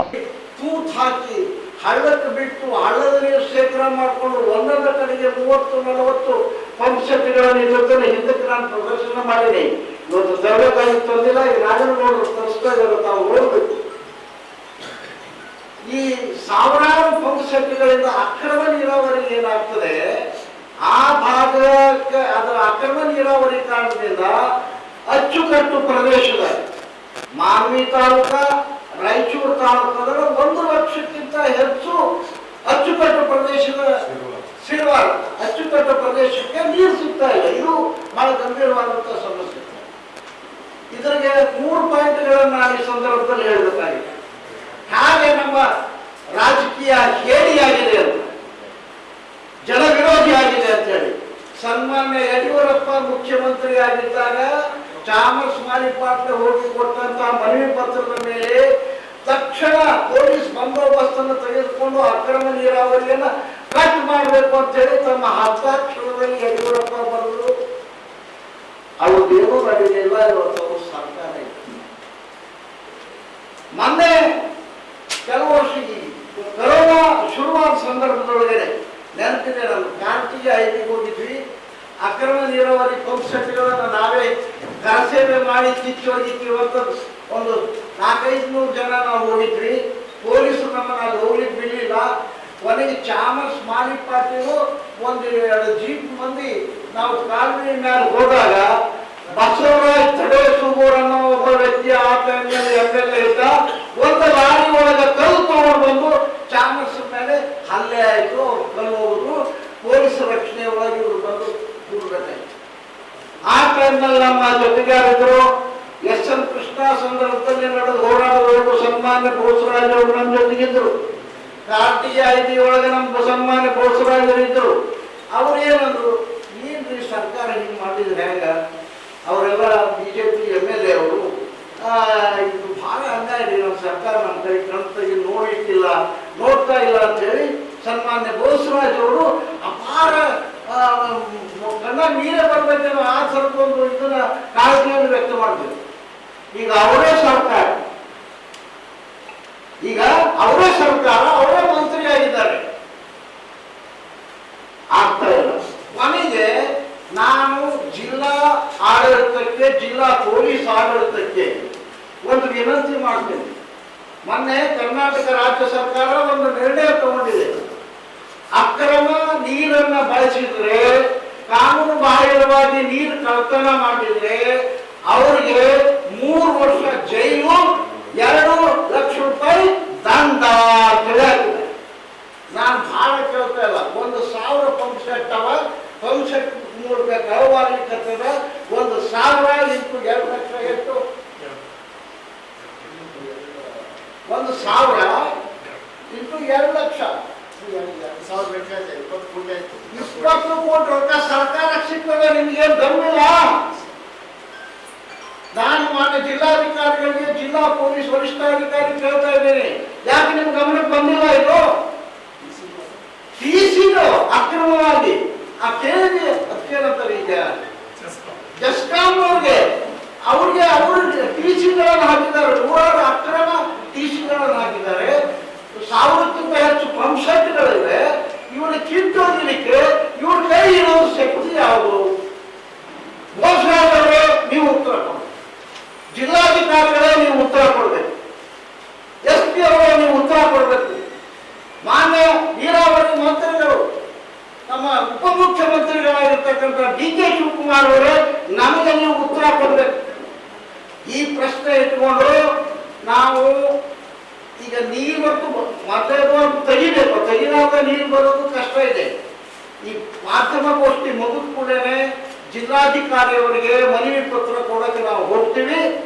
ಒಂದು ವೇಳೆ ನಿಗದಿತ ಅವಧಿ ಒಳಗೆ ಅವರು ಆ ಪಂಪ್ ಶಕ್ತಿಗಳನ್ನು ಕಿತ್ತು ಒಯ್ಯಲಿಲ್ಲ ಅಂದ್ರೆ, ಎರಡನೇದು ಈಗಾಗಲೇ ಚಾಮರ್ಸ್ ಪಾಟೀಲ್ ಹೇಳಿದಂಗೆ 20ನೇ ತಾರೀಕಿನವರೆಗೂ, ಏಪ್ರಿಲ್ 20ರವರೆಗೂ ನೀರು ಬಿಡದೇ ಇದ್ದರೆ ಪ್ರೆಸೆಂಟ್ ಬೆಲೆ ಕೋಟ್ಯಾಂತರ ರೂಪಾಯಿ ರೈತರಿಗೆ ನಾಶ ಆಗ್ತದೆ. ರಾಯಚೂರು ವಾಣಿಜ್ಯೋದ್ಯಮ ಸಂಘದ ಕಾರ್ಯದರ್ಶಿ ಜಂಬಣ್ಣ ಎಕ್ಲಾಸ್ಪುರ್ ಮಾತನಾಡಿ, ತುಂಗಭದ್ರಾ ಎಡದಂಡೆ ರೈತರ ನೀರಿನ ಸಮಸ್ಯೆ ಮತ್ತು ಮೆಣಸಿನಕಾಯಿ ಬೆಂಬಲ ಬೆಲೆ ನೀಡಲು ನಡೆಯುವ ಎಲ್ಲಾ ರೀತಿ ಹೋರಾಟಕ್ಕೂ ವಾಣಿಜ್ಯೋದ್ಯಮ ಸಂಘ ಬೆಂಬಲಿಸಲಿದೆ ಎಂದರು. ಈ ಸಂದರ್ಭದಲ್ಲಿ ನಾಗನಗೌಡ ಹರ್ವಿ, ಗಂಗಾಧರ ನಾಯಕ್, ಶರಣಪ್ಪ ಗೌಡ ಜಾಡಲದಿನ್ನಿ, ಬಿ ಬಸವರಾಜ್, ರಂಗನಾಥ್, ಲಿಂಗಪ್ಪ ಪೂಜಾರಿ ಇದ್ದರು. ಮಾನ್ವಿ ತಾಲೂಕಿನ ಆರೋಲಿ ಗ್ರಾಮದಲ್ಲಿ ಜನರ ಸಮಸ್ಯೆಗಳನ್ನು ಕೇಳಲು ಹೋಗಿ ಕೆಆರ್ಎಸ್ ಪಕ್ಷ ಯುವ ಘಟಕದ ಅಧ್ಯಕ್ಷ ರಾಮಸ್ವಾಮಿ ಮೇಲೆ ಪಂಚಾಯಿತಿ ಅಧ್ಯಕ್ಷರು, ಸದಸ್ಯರು, PDO ಸೇರಿ ಹಲ್ಲೆ ನಡೆಸಿದ್ದು ಕೂಡಲೇ ಆರೋಪಿಗಳನ್ನು ಬಂಧಿಸಬೇಕು, ಸುಳ್ಳು ಜಾತಿ ನಿಂದನೆ ಪ್ರಕರಣವನ್ನು ಹಿಂಪಡೆಯಬೇಕೆಂದು ಕೆಆರ್ಎಸ್ ಪಕ್ಷದ ರಾಜ್ಯ ಉಪಾಧ್ಯಕ್ಷ AS ಮಂಜುನಾಥ್ ಒತ್ತಾಯಿಸಿದರು. ಮಾನ್ವಿ ತಾಲೂಕಿನ ಆರೋಲಿ ಗ್ರಾಮದಲ್ಲಿ ಜನರ ಸಮಸ್ಯೆಗಳನ್ನು ಕೇಳಲು ಹೋಗಿ ಕೆಆರ್ಎಸ್ ಪಕ್ಷ ಯುವ ಘಟಕದ ಅಧ್ಯಕ್ಷ ರಾಮಸ್ವಾಮಿ ಮೇಲೆ ಪಂಚಾಯಿತಿ ಅಧ್ಯಕ್ಷರು, ಸದಸ್ಯರು, PDO ಸೇರಿ ಹಲ್ಲೆ ನಡೆಸಿದ್ದು ಕೂಡಲೇ ಆರೋಪಿಗಳನ್ನು ಬಂಧಿಸಬೇಕು, ಸುಳ್ಳು ಜಾತಿ ನಿಂದನೆ ಪ್ರಕರಣವನ್ನು ಹಿಂಪಡೆಯಬೇಕೆಂದು ಕೆಆರ್ಎಸ್ ಪಕ್ಷದ ರಾಜ್ಯ ಉಪಾಧ್ಯಕ್ಷ AS ಮಂಜುನಾಥ್ ಒತ್ತಾಯಿಸಿದರು. ಅವರು ಇಂದು ಮಾಧ್ಯಮಗೋಷ್ಠಿಯನ್ನು ಉದ್ದೇಶಿಸಿ ಮಾತನಾಡಿ, ಕೆಆರ್ಎಸ್ ಪಕ್ಷದ ಜಿಲ್ಲಾ ಯುವ ಅಧ್ಯಕ್ಷ ರಾಮಸ್ವಾಮಿ ಅವರು ಪಂಚಾಯಿತಿಗೆ ಹೋದಾಗ ಮಾರ್ಚ್ 11ರಂದು ಪಂಚಾಯಿತಿ ಅಧ್ಯಕ್ಷ ವೀರಾರೆಡ್ಡಿ, ತಾಲೂಕು ಪಂಚಾಯಿತಿ EO ಖಾಲಿದ್ ಅಹಮದ್, PDOಗಳಾದ ಚೌಡಯ್ಯ, ನಾಗಭೂಷಣ್, ಸದಸ್ಯರುಗಳಾದ ಗೋವಿಂದ ರೆಡ್ಡಿ, ಅಮರೀಶ್ ನಾಯಕ್, ಹುಲಿಗಪ್ಪ ನಾಯಕ್ ಸೇರಿ ಹಲವರು ಹಲ್ಲೆ ನಡೆಸಿದ್ದಾರೆ. ಪಕ್ಷದ ಯಾವುದೇ ದೂರು ಅರ್ಜಿಗೆ ಹೋದಾಗ ವಿಡಿಯೋ ಮಾಡಿ ಮಾಹಿತಿ ನೀಡಲಾಗುತ್ತದೆ. ರಾಮಸ್ವಾಮಿ ವಿಡಿಯೋ ಮಾಡಿರುವುದನ್ನು ಪ್ರಶ್ನಿಸಿ ಹಲ್ಲೆ ನಡೆಸಿರುವುದು ಅಲ್ಲದೆ ಜಾತಿ ನಿಂದನೆ, ಸ್ಥಳದಲ್ಲಿ ಮಹಿಳಾ ಸದಸ್ಯರು ಇಲ್ಲದೆ ಇದ್ದರೂ ಸೀರೆ ಹಿಡಿದು ಜಗ್ಗಿದ್ದಾರೆ ಎಂದು ಸುಳ್ಳು ಪ್ರಕರಣ ದಾಖಲಿಸಿದ್ದಾರೆ. ಜನರ ಸಮಸ್ಯೆಗಳಿಗೆ ಸ್ಪಂದಿಸಬೇಕಾದ ಪಂಚಾಯಿತಿ ಆಡಳಿತ ದೂರು ನೀಡಿದವರ ವಿರುದ್ಧವೇ ಕೇಸ್ ದಾಖಲಿಸಿ ಹಲ್ಲೆ ಮಾಡಿದ್ದಾರೆ. ಮಾನ್ವಿ ಠಾಣೆಗೆ ದೂರು ನೀಡಲು ಹೋದಾಗಲೂ PS ಸಣ್ಣ ನರಸಿಂಹಪ್ಪ ಎಂಬುವವರು ದೂರು ದಾಖಲಿಸಲಿಲ್ಲ, ಬದಲಾಗಿ ರಾಜಿಯಾಗುವಂತೆ ಒತ್ತಾಯಿಸಿದರು. ಈ ಕುರಿತು ಜಿಲ್ಲಾ ಪೊಲೀಸ್ ವರಿಷ್ಠಾಧಿಕಾರಿಗಳಿಗೆ ದೂರು ನೀಡಲಾಗಿದೆ. ಆದರೂ ಕೊನೆಯ ಕ್ಷಣದಲ್ಲಿ ದೂರು ದಾಖಲಿಸಿಕೊಂಡಿದ್ದಾರೆ. ಸ್ಥಳದಲ್ಲಿ ಮಹಿಳಾ ಸದಸ್ಯರೇ ಇಲ್ಲದೆ ಇದ್ದರೂ ಸುಳ್ಳು ಕೇಸ್ ದಾಖಲಿಸಿದ್ದಾರೆ. ಅಲ್ಲದೆ ಜಾತಿ ಪ್ರಶ್ನೆಗೆ ಇಲ್ಲದೆ ಇದ್ದರೂ ಜಾತಿ ನಿಂದನೆ ಕೇಸ್ ದಾಖಲಿಸಿ ಹೋರಾಟವನ್ನು ಹತ್ತಿಕ್ಕುವ ಕೆಲಸ ಮಾಡಿದ್ದಾರೆ. ಕೂಡಲೇ ಜಿಲ್ಲಾ ಪೊಲೀಸ್ ವರಿಷ್ಠಾಧಿಕಾರಿಗಳು ತನಿಖೆ ನಡೆಸಿ ತಪ್ಪಿತಸ್ಥರನ್ನು ಬಂಧಿಸಬೇಕು, ಸುಳ್ಳು ಕೇಸ್ ಹಿಂಪಡೆಯಬೇಕು ಎಂದರು. ಅದಕ್ಕೆ ಮೊದಲು ಸ್ವಲ್ಪ ಮೊದಲು ಇವರು ನಮ್ಮ ಸಹಜವಾಗಿ KRS ಪಕ್ಷದ ಟೀಶರ್ಟ್ ನೋಡಿದ ತಕ್ಷಣ ಅಲ್ಲಿದ್ದ ಯಾರು ಪತ್ರಕರ್ತರು ಅವರಿಗೆ ಏನು ವಿಷಯಕ್ಕೆ ಬಂದಿದ್ದೀರಾ, ಯಾಕೆ ಕೇಳಿದ್ದೀರಾ ಅಂತೇಳಿ, ಯಾವ ಉದ್ದೇಶಕ್ಕೆ ಬಂದಿದ್ದೀರಾ ಅಂತೇಳಿ ಕೇಳಿದರೆ ಅವರು ಹಿಂಗೆ ನೀರಿನ ವ್ಯವಸ್ಥೆ ಬಂದಿವೆ ಅಂತ ಒಂದು ಭೇಟಿ ಕೊಟ್ಟಿದ್ದಾರೆ. ಸೊ ಅದಾದ ನಂತರ EOನ ಭೇಟಿಯಾಗಿದ್ದಾರೆ. EO ಅವರು ನೀವು ಪತ್ರಕರ್ತರಲ್ಲಿ ಪ್ರೆಸ್ ಮೀಟ್ ಮಾಡಿದ್ದೀರಾ ಹಾಗೆ ಹೀಗೆ ಅಂತ ಹೇಳ್ಕೊಂಡು ಹೇಳಿದ್ದಾರೆ. ಆ ಪತ್ರಕರ್ತರು ಅದು ವಿಡಿಯೋ ಕೂಡ ಭೇಟಿ ಮಾಡಿದ್ದಾರೆ. ಆದರೆ ಬೈಟು ಬೇರೆ, ಪತ್ರಿಕಾಗೋಷ್ಠಿ ಬೇರೆ. ಅವ್ರು ಪತ್ರಿಕಾಗೋಷ್ಠಿ ಮಾಡಿದರೆ ನಮ್ಮ ಕಚೇರಿಯನ್ನು ಅಂತ ಆರೋಪ ಮಾಡಿ ಯಾರು ಪತ್ರಕರ್ತರು ಕರ್ಕೊಂಬನ್ನಿ ಅಂತೇಳಿ ಅದು ಆ ರೀತಿಯಾದ ವಾಗ್ವಾದಗಳನ್ನು, ನೀವು ಯಾವ ಉದ್ದೇಶಕ್ಕೆ ನೀರಿನ ಸೌಕರ್ಯ ಕಲ್ಪಿಸಬೇಕಾಗಿತ್ತು ಅದರ ಮನವಿಯನ್ನು ಕೇಳಿದರೆ ಅದನ್ನು ಮಾಡ್ತೀವಿ, ತಕ್ಷಣ ಮಾಡ್ತೀವಿ, ಅಥವಾ ಅದಕ್ಕಿರುವಂಥ ಅಡಚಣೆ ಏನಿದೆ ಮಾಡೋದಕ್ಕೆ, ಆರ್ಥಿಕ ಸಮಸ್ಯೆ ಇದೆಯಾ, ಬೇರೆ ಬೇರೆ ಟೆಂಡರ್ ಆಗಿರೋ ಸಮಸ್ಯೆ, ಈ ಥರದನ್ನ ಗುರುತಿಸ್ತಾರೆ. ಕೇವಲ ವಿಷಯಾಂತರ ಮಾಡಿ ಅವನ ಜೊತೆಯಲ್ಲಿ ವಾಗ್ವಾದ ಆಗುತ್ತೆ. ಸಹಜವಾಗಿ ತಮಗೆಲ್ಲ ಗೊತ್ತಿದೆ, ರಾಜ್ಯಾದ್ಯಂತ ಎಲ್ಲ ನಮ್ಮ ಕಾರ್ಯಕರ್ತರು ಯಾವತ್ತೂ ಈ ಘಟನೆಗಳನ್ನು ಸಾಧ್ಯವಾದಷ್ಟು ಲೈವ್ ನಲ್ಲಿ ಅದನ್ನು ಸೆರೆ ಹಿಡಿತೀವಿ. ಅದನ್ನ ಯಾವುದೋ ತಿದ್ದುಪಡಿ ಆಗದಿರಂಗೆ, ಅಂದರೆ ಎಡಿಟ್ ಮಾಡೋಕ್ಕಾಗದೇ ಇರೋ ರೀತಿಯಲ್ಲಿ ಅದು ಅಪ್ಲೋಡ್ ಆಗಿರುತ್ತೆ. ಆಮೇಲೆ ಕೂಡ ಅಂದರೆ ವಿಡಿಯೋ ಎಲ್ಲ ಲೈವ್ ಆಗಿರೋದ್ರಿಂದ ಅದು ವಿಡಿಯೋ ಮಾಡಲಿಕ್ಕಾಗಲ್ಲ. ಅಲ್ಲೂ ಕೂಡ ಒಂದು ಲೈವ್ ಆ ಘಟನೆಯನ್ನು ನಡೆದಿದೆ. ಆ ನಂತರದಲ್ಲಿ ಅವ್ರ ಹತ್ರ ಚರ್ಚೆ ಮಾಡ್ತಿರುವಾಗ ಅಲ್ಲಿದ್ದಂಥ ತಕ್ಷಣಕ್ಕೆ ನುಗ್ಗಿ ಸದಸ್ಯರು ಮತ್ತು ಗ್ರಾಮ ಪಂಚಾಯತ್ ಸದಸ್ಯರು ಮತ್ತು ಅಧ್ಯಕ್ಷರು ಇಬ್ಬರು ಅವರು ಬಂದು ಏಕಾಏಕಿ ನಮ್ಮ ಕಾರ್ಯಕರ್ತರ ಮೇಲೆ ಹಲ್ಲೆ ಮಾಡಕ್ಕೆ ಶುರು ಮಾಡ್ತಾರೆ. ಸಿಕ್ಕಾಪಟ್ಟೆ ಹಲ್ಲೆ ಮಾಡಿ ಹೊಡೆದು ಇದು ಮಾಡ್ತಾರೆ. ಅದೆಲ್ಲವೂ ವಿಡಿಯೋದಲ್ಲಿ ಚಿತ್ರೀಕರಿತವಾಗಿದೆ. ಇವರು ಇದರಲ್ಲಿ ಪಿ ಡಿ ಒ ಆಫೀಸಲ್ಲಿ ಪಿ ಡಿ ಒಗಳು ಕೂಡ ಸಮ್ಮುಖದಲ್ಲಿ ಇದು ಮಾಡಿದ್ದಾರೆ. ಅಲ್ಲಿ ವೀರರೆಡ್ಡಿ ಅಂತೇಳಿ, ಹಾಗೆ ಗೋವಿಂದ ರೆಡ್ಡಿ, ಅಂಬರೀಷ್, ಹಾಗೆ ಹುಲಿಯಪ್ಪ, ಇವರು ಗ್ರಾಮ ಪಂಚಾಯತಿ ಸದಸ್ಯರು ಕೂಡ ಅಧ್ಯಕ್ಷರು ಆಗಿದ್ದಾರೆ. ಒಬ್ಬರು ಪ್ರೆಸಿಡೆಂಟ್ ವೀರಗೌಡ ರೆಡ್ಡಿ ಅನ್ನೋರು ಅಧ್ಯಕ್ಷರು. ಸೊ ಇವರೆಲ್ಲ ಸೇರಿಕೊಂಡು ನಮ್ಮ ಕಾರ್ಯಕರ್ತರಿಗೆ ಹಿಗ್ಗಾಮುಖ ಹಲ್ಲೆ ಮಾಡ್ತಾರೆ. ಅದೆಲ್ಲ ವಿಡಿಯೋದಲ್ಲಿ ಸೆರೆ ಆಗಿದೆ. ಆ ನಂತರದಲ್ಲಿ ವಿಷಯ ಪೂರ್ತಿ ಏನು ಉದ್ದೇಶಕೊಂಡಿದೆ ಅದಕ್ಕೆ ವಿಷಯಾಂತರ ಆಗಿ ನಮ್ಮ ಕಾರ್ಯಕರ್ತರು ಅಲ್ಲಿ ಒಂದೊಂದು ಫೋನ್ ಮಾಡ್ತಾರೆ. ಆದರೆ ಅಲ್ಲಿ ಏನು ಅವರಿಗೆ ತಲುಪೋದಿಲ್ಲ. ಅಷ್ಟೊತ್ತಿಗೆ ಅಲ್ಲಿ ಇವರು ಠಾಣೆಗೆ ಹೋಗಿ ಪೊಲೀಸರಿಗೆ ದೂರು ಕೊಡ್ತಾರೆ. ಅವರು ಕೂಡ ನಾವು ಕರೆ ಮಾಡಿರ್ತೀವಿ, ಪೊಲೀಸ್ ಸ್ಪಂದಿಸೋದಿಲ್ಲ. ಅದರ ಇದೆಲ್ಲ ಇದೆ, ತುಣುಕಿದೆ ಅವ್ರು ಮಾಡಿರೋ ಟ್ರೈ ಮಾಡಿರೋದಿಲ್ಲ. ಆ ನಂತರದಲ್ಲಿ ಪೊಲೀಸರು ಸ್ಥಳಕ್ಕೆ ಬಂದು ಇದು ನಾವು ಯಾರು ನಮ್ಮ ಕಾರ್ಯಕರ್ತರ ಮೇಲೆ ಹಲ್ಲೆ ಆಗಿರುತ್ತೆ ಅವ್ರನ್ನ ನೇರವಾಗಿ ಹಾಸ್ಪಿಟ್ಲಿಗೆ ಕರ್ಕೊಂಡು ಹೋಗಬೇಕಾಗಿತ್ತು. ಬದಲಾಗಿ ಪೊಲೀಸ್ ಠಾಣೆ ಕರ್ಕೊಂಡು ಹೋಗ್ತಾರೆ. ಪೊಲೀಸ್ ಠಾಣೆ ಕರ್ಕೊಂಡು ಹೋಗಿ ಅಲ್ಲಿ ನಾವು ಮೆಡಿಕಲ್ ಎಮರ್ಜೆನ್ಸಿ ಮಾಡಿಸ್ಬೇಕು ಅಂತ ಎಷ್ಟು ಹೇಳಿದ್ರು ಕೂಡ ಮೆಡಿಸಿನ್ ಎಮರ್ಜೆನ್ಸಿ ಮಾಡಲಿಕ್ಕೂ ಅವಕಾಶ ಕೊಡ್ತಾರೆ. ಅವ್ರನ್ನ ಬಲವಂತ ಸ್ಟೇಷನಿಂದ ಹೊರಗೆ ಕಳಿಸ್ತಾರೆ, ಕೂರಿಸ್ತಾರೆ. ಕೊನೆಗೆ ಆ ನಂತರದಲ್ಲಿ ನಾವು ರಾಜ್ಯ ಸಮಿತಿ ಗಮನಕ್ಕೆ ಇವೆಲ್ಲ ತಕ್ಷಣ ಬರುತ್ತೆ. ನಾವು ತಕ್ಷಣ ಸ್ಪಂದಿಸಿ ಅದನ್ನು ದೂರ ದಾಖಲಿಸಲಿಕ್ಕೆ ಏನು ಬೇಕು ಅದಕ್ಕೆ ನಾವು ಸೂಚನೆಗಳನ್ನು ಕೊಡ್ತೀವಿ. ಸೂಚನೆ ಕೊಟ್ಟಾಗ ಒಂದು ಕಂಪ್ಲೇಂಟ್ ಕೂಡ ಬಂದು ಪೊಲೀಸ್ ಠಾಣೆಗೆ ಅವರು PSI ಸಮೀರ್ ಅಂತ ಹೇಳಿ ವೀರಗೌಡ ಮಾನವೀಯ ಪೊಲೀಸ್ ಸ್ಟೇಷನ್ PSI ಅವರು ಈರಣ್ಣ ಸಣ್ಣ ವೀರಣ್ಣ ಅಂತ ಬೇರೆ ಇನ್ಸ್ಪೆಕ್ಟರ್ ಏನೋ ವೀರಣ್ಣ ಅಂತ ಇದ್ದಾರೆ. ಅವರು ಅದನ್ನ ತೊಗೊಳ್ಳೋದೇ ಇಲ್ಲ, ದೂರನ್ನೇ ತೊಗೊಳ್ಳೋದಿಲ್ಲ. ದೂರ ತೊಗೊಳ್ದಿದ್ದಾಗ ನಾವು ತಕ್ಷಣ ಯಾರೇ ಬಂದರೂ ದೂರ ಹೋಗ್ಬೇಕು. ಸುಳ್ಳು ಇದೆಯೋ ನಿಜ ಇದೆಯೋ ಅದು ಆಮೇಲೆ ಪರಿಶೀಲನೆ ಮಾಡಿ ಸುಳ್ಳು ದೂರ ಆಗಿದ್ರೆ ಕ್ರಮ ತೊಗೊಳ್ಳೋಂಥದ್ದು ಪದ್ಧತಿ ಪೊಲೀಸ್ನಲ್ಲಿ ಇರುವಂಥ ವ್ಯವಸ್ಥೆ. ಆದರೆ ಇದು ದೂರೇ ತೊಗೊಳ್ಳೋದಿಲ್ಲ. ತಕ್ಷಣ ನಾವು SP ಗೆ ಫೋನ್ ಮಾಡಿ ನಾನೇ ಖುದ್ದಾಗಿ ಈ ಥರ ದೂರ ತೊಗೊಳ್ತಾ ಇಲ್ಲ ಅಂತೇಳಿ ಅವರಿಗೆ ಮಾಹಿತಿ ಕೊಡ್ತೀವಿ. ನಾನು ಹೇಳ್ತೀನಿ ಅಲ್ಲಿ ಸ್ಟೇಷನಿಗೆ ಅಂತ ಅವ್ರು SP ಅವರು ಹೇಳ್ತಾರೆ. ಅಷ್ಟೊತ್ತಿಗೆ ಆಗ ರಾತ್ರಿ 10-11 ಗಂಟೆ ಆಗ್ತಾ ಬಂದಿರುತ್ತೆ. ಕೊನೆಯಲ್ಲಿ ಒಂದ್ಸರಿ ಮಂದಿರಲ್ಲಿ ಹೋಗಿ ಇವರಿಗೆ ತುಂಬ ಇದಾದಾಗ MLC ಕಳ್ತಾರೆ. MLC ಏನು ಪ್ರಥಮ ಚಿಕಿತ್ಸೆ ಮಾಡಿಕೊಂಡು ಮತ್ತೆ ಠಾಣೆಗೆ ಬಂದು ಇದು ಮಾಡ್ತಾರೆ. ಅಷ್ಟೊತ್ತಿಗಾಗಲೇ ರಾತ್ರಿ 10-11 ಗಂಟೆ ಆಗಿರುತ್ತೆ. ಆ ಸಂದರ್ಭದಲ್ಲಿ ದಾಖಲೆ ಮಾಡಿಲ್ಲ. ದೂರ ದಾಖಲಿಸದೇ ಇರೋದ್ರಿಂದ ಸಬ್ ಇನ್ಸ್ಪೆಕ್ಟರ್ ಮೇಲೂ ಕಾನೂನು ಕ್ರಮ ತಗೊಳ್ಬೇಕು, ಹಾಗೆ ಈ ದೂರನ್ನು ದಾಖಲಿಸ್ಕೊಡ್ಬೇಕು ಅಂತೇಳಿ ಬರೆದ್ಬಿಟ್ಟು ನಾವು ಇವರಿಗೆ ಸ್ಟೇಷನ್ ಇಮೇಲಿಗೆ ಪೊಲೀಸ್ ಸ್ಟೇಷನ್ಯ ಇಮೇಲಿಗೆ ನಾವು ಅಪ್ಲೋಡ್ ಮಾಡ್ತೀವಿ. ಅಂದರೆ ಇಮೇಲ್ ಮೂಲಕ ದೂರ ದಾಖಲಿಸ್ತೀವಿ ಅವರು ಫಿಸಿಕಲಿ ತಗೊಳ್ಳಿದ್ದ ಕಾರಣಕ್ಕಾಗಿ. ಆನಂತರ SP ಗೂ ಅದೊಂದು ಕಾಪಿನ ನಾವು ಹಾಕ್ತೀವಿ. ಅದಾದಮೇಲೆ ಮಾರನೇ ದಿವಸ ನಾವು ಖುದ್ದಾಗಿ SP ಅವ್ರನ್ನ ಭೇಟಿಯಾಗಿ ಒಂದು ಲಿಖಿತ ಅವರ ಸಬ್ ಇನ್ಸ್ಪೆಕ್ಟರ್ ಅವರ ದೂರ ದಾಖಲಾತಿ ಕೊಡೋದಿರುವಂಥ ಅವ್ರ ವಿರುದ್ಧ ಕ್ರಮ ಕೊಡಿ ಅಂತ ಒಂದು ಲಿಖಿತ ದೂರನ್ನು ನಾವು ಕೊಡ್ತೀವಿ. ಅವೆಲ್ಲ ಕಾಪೀಸ್ ನಿಮಗೆ ಕೊಡ್ತೀವಿ. ಸ್ವಲ್ಪ ಒಂದು ಇದಿದೆ ಅದೇ ಅವರಿಗೆ ದೂರು ಕೊಟ್ಟು ಇಡೀ ಘಟನೆಗೆ ಸಂಬಂಧಪಟ್ಟಂತ ಇದನ್ನ ಕಂಪ್ಲೇಂಟ್ ಕೊಟ್ಟಿರ್ತೀವಿ. SP ಅವರು ಕೊಡ್ತೀವಿ. ಕೊಟ್ಬಿಟ್ಟು ಈ ಘಟನೆ ನಡೆದಿದ್ದ ಎಲ್ಲ ಚಿತ್ರೀಕರಣ ಇರುವಂಥದ್ದನ್ನ ಒಂದು CD ಮಾಡಿ SP ಅವರಿಗೆ ಪೊಲೀಸ್ ಸ್ಟೇಷನ್ಗೆ ದೂರದಿಂದಲೇ ಎಲ್ಲ ಕೊಟ್ಟಿದ್ರು ಕೂಡ ಮತ್ತು ಕೂಡ ದೂರು ದಾಖಲು ಮಾಡೋದಿಲ್ಲ.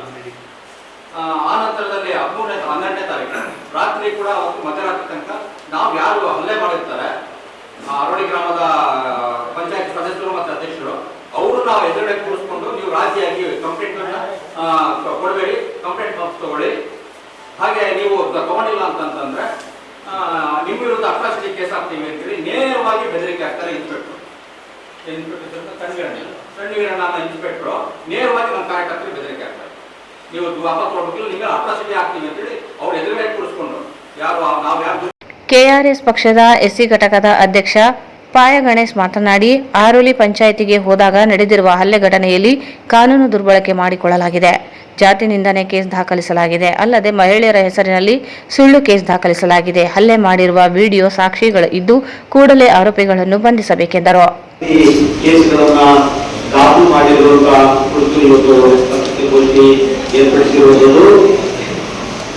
ಕಳೆದ 1.5 ವರ್ಷದಿಂದ ಮಾನ್ವಿ ತಾಲೂಕಿನ ಅರೋಲಿ ಗ್ರಾಮದಲ್ಲಿ ಆ ಗ್ರಾಮದ ವಿಷಯಕ್ಕೆ ಸಂಬಂಧಪಟ್ಟಂಗೆ ಮೂಲ ಸೌಕರ್ಯಗಳು ಬೇಕು. ಕುಡಿಯ ನೀರು, ರಸ್ತೆ, ಚರಂಡಿ, ಅಲ್ಲಿರುವಂತಹ ಅಂಗನವಾಡಿ ಶಾಲೆ ಸರಿಪಡಿಸುವಂಥದ್ದು, ಬೇರೆ ಎಲ್ಲ ಮೂಲ ಸೌಕರ್ಯಗಳು ಸರಿಪಡಿಸುವಂತ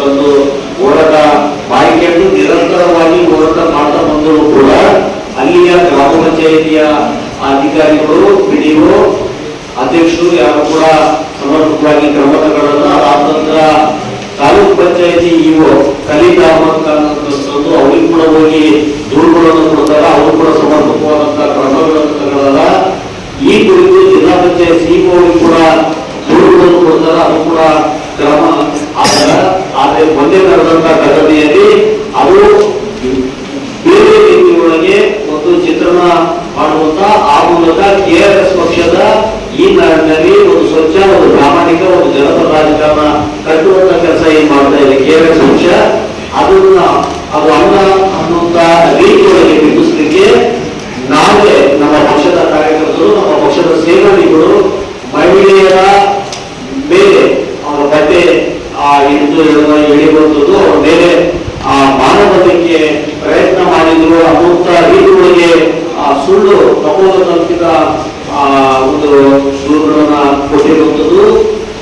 ಇಲ್ಲಿ ಗಮನಿಸಬೇಕಾದಂತ ಸಂತಿ ಅಂತಂದ್ರೆ ಅವರಿಗೆ ಅಂತಂದು ಏನು ಗ್ರಾಮ ಇದೆ, ಅಲ್ಲಿ ನಮ್ಮ ಪಕ್ಷದ ಜಿಲ್ಲಾ ಯುವ ಘಟಕದ ಮಹಿಳಾ ಘಟಕದ ರಾಜ್ಯ ಅಧ್ಯಕ್ಷೆ ಆಶಾ ವೀರೇಶ್ ಮಾತನಾಡಿ, ಆರೋಲಿ ಗ್ರಾಮದಲ್ಲಿ ನಡೆದ ಹಲ್ಲೆ ಘಟನೆಯಲ್ಲಿ ಅಧ್ಯಕ್ಷರು, ಪುರುಷರು, ಸದಸ್ಯರು, ಅಧಿಕಾರಿಗಳು ಇದ್ದರೂ 3 ಜನ ಮಹಿಳೆಯರ ಹೆಸರಿನಲ್ಲಿ ಸುಳ್ಳು ದೂರು ನೀಡಲಾಗಿದೆ. ಸ್ಥಳದಲ್ಲಿ ಇಲ್ಲದೆ ಇರುವವರು ದೂರು ನೀಡದೇ ಇದ್ದರೂ ಪುರುಷ ನೀಡಿರುವ ದೂರನ್ನು ಪಡೆಯಲಾಗಿದೆ. ಮಾನ್ವಿ ಪೊಲೀಸರು ಹಲ್ಲೆಗೆ ಒಳಗಾದವರ ರಕ್ಷಣೆಗಿಂತ ಪಂಚಾಯಿತಿ ಅಧ್ಯಕ್ಷರು, ಸದಸ್ಯರನ್ನು ರಕ್ಷಣೆ ಮಾಡುತ್ತಿದ್ದಾರೆ ಎಂದು ಆರೋಪಿಸಿದರು. ಯಾರ ಮೇಲೆ ಯಾರು ಸಂತ್ರಸ್ತರಿರ್ತಾರೋ ಅವ್ರು ಬಂದು ದೂರು ಕೊಟ್ರೆ ಅದಕ್ಕೆ ಒಂದು ವ್ಯಾಲ್ಯೂ ಇರುತ್ತೆ. ಹೋಗಿ ಬೇರೆಯವ್ರು ಕೊಟ್ಟಿದ್ದಾರೆ, ಒಪ್ಕೊಳ್ತೀನಿ, ದಕ್ಷತಾ ಪ್ರಜೆಗಳಾಗಿದ್ದಾರೆ, ದಕ್ಷತಾ ಅಧಿಕಾರಿಗಳಾಗಿದ್ದಾರೆ, ನಾನು ಅದನ್ನ ಒಪ್ಕೊಳ್ತೀನಿ. ಆದರೆ ಆ ಮಹಿಳೆಯರು ಆ ಸಮಯದಲ್ಲೇ ಬಂದು ಯಾಕೆ ಕೊಟ್ಟಿಲ್ಲ, ಒಂದು ಅವರ ಪ್ರತಿಕ್ರಿಯೆ. ಈಗ ನಿಮ್ಮನೆ ಹೆಣ್ಮಕ್ಳ ಮೇಲೆ ಮುಟ್ಟಿದ್ರೆ ಯಾವ ಗಂಡಸಾದ್ರೂ ಸುಮ್ಮನೆ ಇರ್ತಾರ? ಆತ್ಮಾಂತಕರಣದಲ್ಲಿ ಅವತ್ತೇ ದೌರ್ಜನ್ಯ ಆಗುತ್ತೆ, ಅವ್ರ ಮೇಲೆ ಅವತ್ತೇ ಹಲ್ಲೆ ಮಾಡ್ತೀವಿ, ಅವ್ರನ್ನ ಹಾಸ್ಪಿಟಲ್ ಸೇರಿಸ್ತೀವಿ.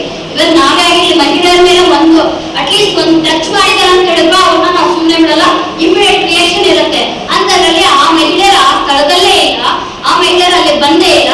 ಒಂದು ಕಾಯ್ದೆನ ದುರುಪಯೋಗ ಪಡಿಸ್ಕೊಂಡು ಆ ಮಹಿಳೆಯರ ಮೇಲೆ ಅಗೌರವ, ಆ ಮಹಿಳೆಯರು ಇವತ್ತು ಬಂದ್ಬಿಟ್ಟು ನನ್ನ ಸೀರೆ ಹೇಳಿದ್ರು, ನನ್ನ ಕುಂಸ ಮಾಡಿದ್ರು ಅಂತ ಹೇಳಿದ್ರೆ ಆಕೆ ಗೌರವ ಎಷ್ಟಿರ್ಬೇಕು ಸರ್? ಆ ಗೌರವ ಮೇಲೆ ಧಕ್ಕೆ ತರ್ತಾ ಇದ್ದಾರೆ. ಅಂದ್ರೆ ಈ ವ್ಯವಸ್ಥೆನ ಅವ್ರನ್ನ ಕೇಳಬಾರ್ದು. ಈ ಯಾವುದೇ ರೀತಿ ಆಡಳಿತ ಅವ್ರು ನಡ್ಸ್ಕೊಂಡು ಹೋಗ್ತಿದ್ರು ನಾವು ಕೇಳಬಾರ್ದು. ಇವತ್ತು ನಾನು ರಾಜ್ಯದ ಜನರಿಗೆ ಹೇಳ್ತಾ ಇದ್ದೀನಿ, ಈ ದಿನ ಈ ಸ್ಥಳದಿಂದಲೇ ತನಿಖೆ ಆರಂಭ ಆಗ್ಬೇಕು. ತದನಂತರ ಈ ಪರಿಸ್ಥಿತಿ ಬದಲಾವಣೆ ಆಗ್ಬೇಕು. ಇದು ಬದಲಾವಣೆ ಆಗಿಲ್ಲ ಅಂತ ಹೇಳಿದ್ರೆ ನಮ್ಮ ಮಹಿಳಾ ಘಟಕದವರಲ್ಲ, ರಾಜ್ಯದ ಪ್ರತಿಯೊಂದು ಘಟಕದವರು ಕೂಡ ಹೋರಾಟಗಳಿಗೆ ಇಳಿತೀವಿ. ಆದ್ರೆ ಅವರು ಸಾವು, ನಿಮಗೆ ಕೇಸು, ಇವಕ್ಕೆಲ್ಲ ದಂಡಿಗೆಲ್ಲ ದಾರಿಯಲ್ಲಿ ಕೇಸು ಎದುರ್ತೀವಿ ಅನ್ನೋದು ಕೂಡ ಅವ್ರು ಕನಸು ಇಟ್ಕೋಬೇಡ್ರಿ ಅಂತ ಹೇಳಿ. ಯಾಕಂತ ಹೇಳಿದ್ರೆ ಫಸ್ಟ್ ಇವು ಆಫೀಸ್ ಅಲ್ಲಿ ನಡೆದಿದ್ದಂತ ಘಟನೆ ಅದು. ಇವು ಆಫೀಸ್ ಅಲ್ಲಿ ಇವು ಅಂತ ಕಚೇರಿನಲ್ಲಿ ಇವನೇ ದೂರು ಕೊಡ್ಬೇಕಾಗಿತ್ತು, ದೂರು ಕೊಟ್ಟಿಲ್ಲ. ಒಂದು ಇನ್ನೊಂದು ಹೇಳಿದ್ರೆ ಆ ಇವು ಆಫೀಸ್ ಅಲ್ಲಿ ವಿಡಿಯೋ ಬಂದ್ಬಿಟ್ಟು ಕುಮ್ಮ ಕೊಟ್ಟು ನೀವು ಹೊಡೀರಿ ಅಂತ ಹೇಳೋದು. ಆತನ ಒಂದು ವಿಡಿಯೋ ಲೈವ್ ಕಾಸ್ಟ್ ಮಾಡ್ತೀವಿ ಸರ್, ನಮ್ಮ ಹತ್ರ ಪ್ರಾಜೆಕ್ಟ್ಸ್ ಇದಾವೆ, ಪ್ರಾಜೆಕ್ಟ್ ಮುಖಾಂತರ ಲೈವ್ ಕಾಸ್ಟ್ ಮಾಡ್ತೀವಿ. ಅದರಲ್ಲಿ ಎದುರಿಸಿ ಹೋಗಿದ್ದಾನೆ. ಅಂದ್ರೆ ಒಂದು ಸಾರ್ವಜನಿಕ ತನ್ನ ಮೂಲಭೂತ ಸೌಕರ್ಯಗಳನ್ನ ಕೇಳೋ ಅವಕಾಶಗಳೇ ಕಿತ್ಕೊಂಡ್ಬಿಟ್ಟಿದ್ದಾರೆ. ಅಂದ್ರೆ ಅವ್ರಿಗೆ ಒಂದು ಭಯದ ವಾತಾವರಣ. ಈ ಸಂದರ್ಭದಲ್ಲಿ ಜಿಲ್ಲಾಧ್ಯಕ್ಷ ರಾಘವೇಂದ್ರ ಕಂದಕೂರು, ವಿಜಯಕುಮಾರ್ ಪೋಳ, ರಾಮಸ್ವಾಮಿ ಸೇರಿದಂತೆ ಅನೇಕರಿದ್ದರು. ಈಗ ಜಾಹೀರಾತು. ಶ್ರೀ ರಾಘವೇಂದ್ರ ತುಪ್ಪ, ಶ್ರೀ ರಾಘವೇಂದ್ರ ಘೀ, ಶ್ರೀ ರಾಘವೇಂದ್ರ ತುಪ್ಪ, ಶ್ರೀ ರಾಘವೇಂದ್ರ ಘೀ. ನಿಮ್ಮ ಯಾವುದೇ ಶುಭ ಕಾರ್ಯಕ್ರಮಗಳು ನಿಮ್ಮ ನೆನಪಿನಲ್ಲಿ ಉಳಿಯಬೇಕೇ? ಪ್ರಪ್ರಥಮ ಬಾರಿಗೆ ರಾಯಚೂರು ನಗರದಲ್ಲಿ ಅತ್ಯಂತ ವೈಭವವಾಗಿ ಆಚರಿಸಲು ವಿಶಾಲವಾದ ಕನ್ವೆನ್ಷನ್ ಹಾಲ್, ಅದು ACK convention hall. We decorate, you celebrate. ಸಂಪೂರ್ಣ ಏರ್ ಕಂಡೀಷನರ್ ಹಾಲ್ ಇದಾಗಿದ್ದು 600ರಿಂದ 800 ಆಸನಗಳನ್ನು ಹೊಂದಿದ್ದು ಪ್ರತ್ಯೇಕವಾದ ಡೈನಿಂಗ್ ಹಾಲ್ ಹೊಂದಿದೆ. ನಮ್ಮಲ್ಲಿ naming ceremony, engagement, marriage, reception, college seminars, corporate events, product launching, brand promotion, get together parties, ಇನ್ನು ಹಲವು ರೀತಿಯ ಫಂಕ್ಷನ್ಸ್ ಇಲ್ಲಿ ಮಾಡಬಹುದು.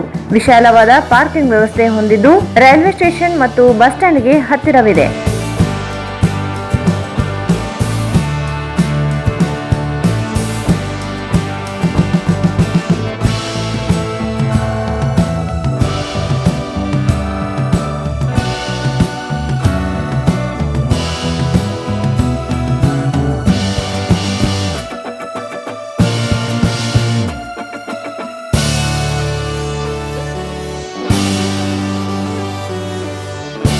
ಇಂದೇ ಭೇಟಿ ನೀಡಿ ಎಸಿಕೆ ಕನ್ವೆನ್ಷನ್ ಹಾಲ್, Shekhar Nagar, IB road, Raichur. Mobile 9483770202. Bharat furnitures ರಾಯಚೂರಿನಲ್ಲಿ ಮೊಟ್ಟ ಮೊದಲ ಬಾರಿಗೆ 3 ಮಳಿಗೆ ಒಳಗೊಂಡ ಬೃಹತ್ ಆಕಾರದ furniture showroom. We have a office house, old and all types of furnitures. Dealers in wooden cot, dining table, sofa set, dressing table, computer table, tea tables, office chairs, steel almirah, wardrobe, TV stands, glassware items, sleepwell products, dandruff cello chairs, Supreme sofa set, Doco set furnitures, Sri Steel Furnitures.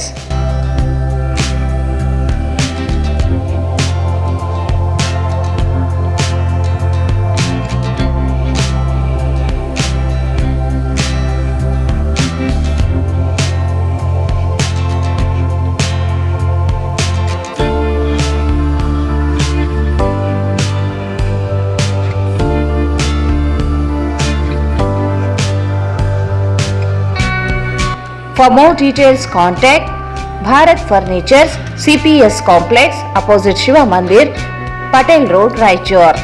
Mobile 9880024095. Raichur's biggest jewel palace. All types of jewelries available in only KTB Jewel Palace. 916 Allmark Gold Jewelries available. ವಿಶೇಷವಾಗಿ ಬಂಗಾರದ ಆಭರಣಗಳಾದ ನಮ್ಮಲ್ಲಿ fancy earrings, fancy necklace, ಮಾಂಗಲ್ಯ ಮತ್ತು ಬಳೆಗಳು ಇನ್ನೂ ಅನೇಕ ತರಹದ ಆಭರಣಗಳು ದೊರೆಯುತ್ತವೆ. ಬೆಳ್ಳಿಯ ಆಭರಣಗಳಾದ ಕಾಲುಂಗುರ, ಕಾಲುಗೆಜೆ, ಬೆಳ್ಳಿಯ ಪೂಜಾ ಐಟಮ್ಸ್, ವಿವಿಧ ರೀತಿಯ ಆರ್ಟಿಕಲ್ಸ್ ದೊರೆಯುತ್ತವೆ. ರಾಯಚೂರಿನಲ್ಲಿ ಮೊಟ್ಟ ಮೊದಲ ಬಾರಿಗೆ ಯುವಕರಿಗಾಗಿಯೇ ಬ್ರಾಸ್ಲೆಟ್ಸ್, ಚೈನ್ಸ್, ಉಂಗುರಗಳು, ಇನ್ನೂ ಅನೇಕ ರೀತಿಯ ಡಿಸೈನ್ಸ್ ಆಭರಣಗಳು ದೊರೆಯುತ್ತವೆ.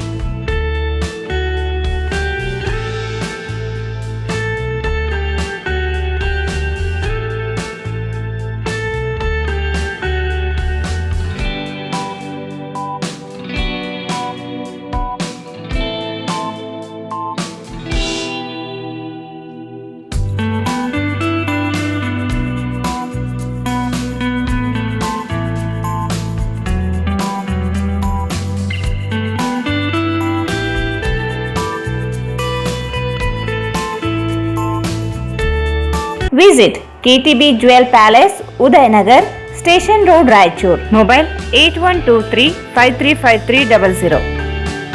ಮತ್ತೊಮ್ಮೆ ವಾರ್ತೆಗಳಿಗೆ ಸ್ವಾಗತ.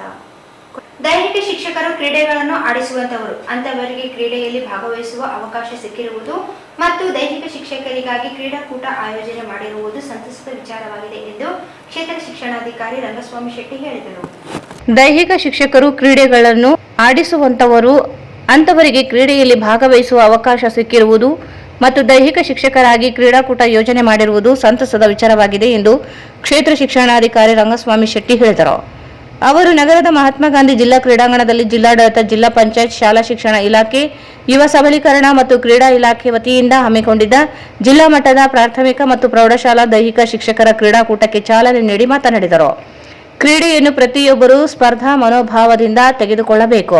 ಸ್ಪರ್ಧೆಯಲ್ಲಿ ಸೋಲು ಗೆಲುವು ಸಹಜವಾಗಿರುತ್ತದೆ. ಪ್ರತಿಯೊಬ್ಬರು ಕ್ರೀಡಾಕೂಟವನ್ನು ಯಶಸ್ವಿಗೊಳಿಸಲು ಸಹಕರಿಸಬೇಕು. ಜೊತೆಗೆ ಉತ್ತಮವಾಗಿ ಕ್ರೀಡೆಗಳಲ್ಲಿ ಪ್ರದರ್ಶನ ತೋರಬೇಕು ಎಂದು ತಿಳಿಸಿದರು.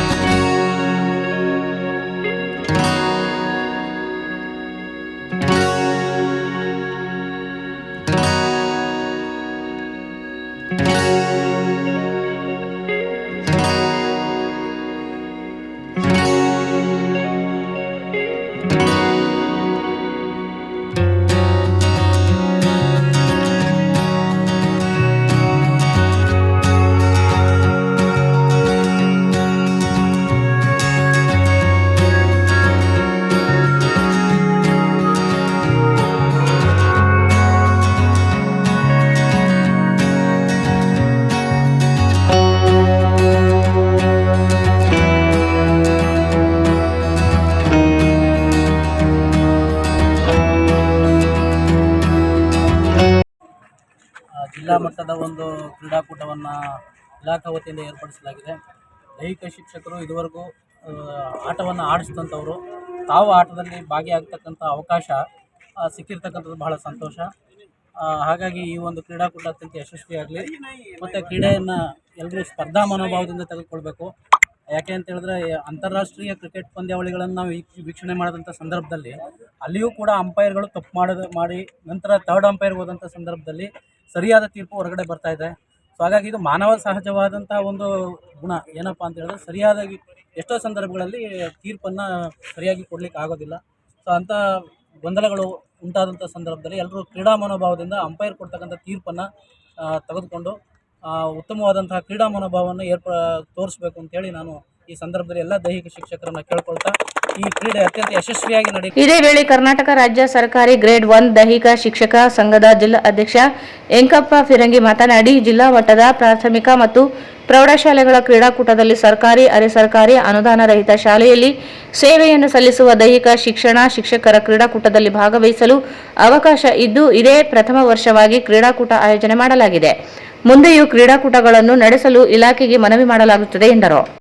ಈ ಸಂದರ್ಭದಲ್ಲಿ ಪ್ರಾಥಮಿಕ ಮತ್ತು ಪ್ರೌಢಶಾಲಾ ಶಿಕ್ಷಕರ ಸಂಘದ ಜಿಲ್ಲಾ ಅಧ್ಯಕ್ಷ ಚಂದ್ರಶೇಖರ್ ರೆಡ್ಡಿ, ಜಿಲ್ಲಾ ದೈಹಿಕ ಶಿಕ್ಷಣಾಧಿಕಾರಿ ರಂಗಸ್ವಾಮಿ, ದೇದುರ್ಗ ತಾಲೂಕು ದೈಹಿಕ ಶಿಕ್ಷಣಾಧಿಕಾರಿ ಮುದುಕಣ್ಣ ಕೌಡಿಮಠ, ಮಾನ್ವಿ ತಾಲೂಕು ದೈಹಿಕ ಶಿಕ್ಷಣಾಧಿಕಾರಿ ಮಾರುತಿ ಪರಶುರಾಮ್ ಸೇರಿದಂತೆ ಇತರರಿದ್ದರು.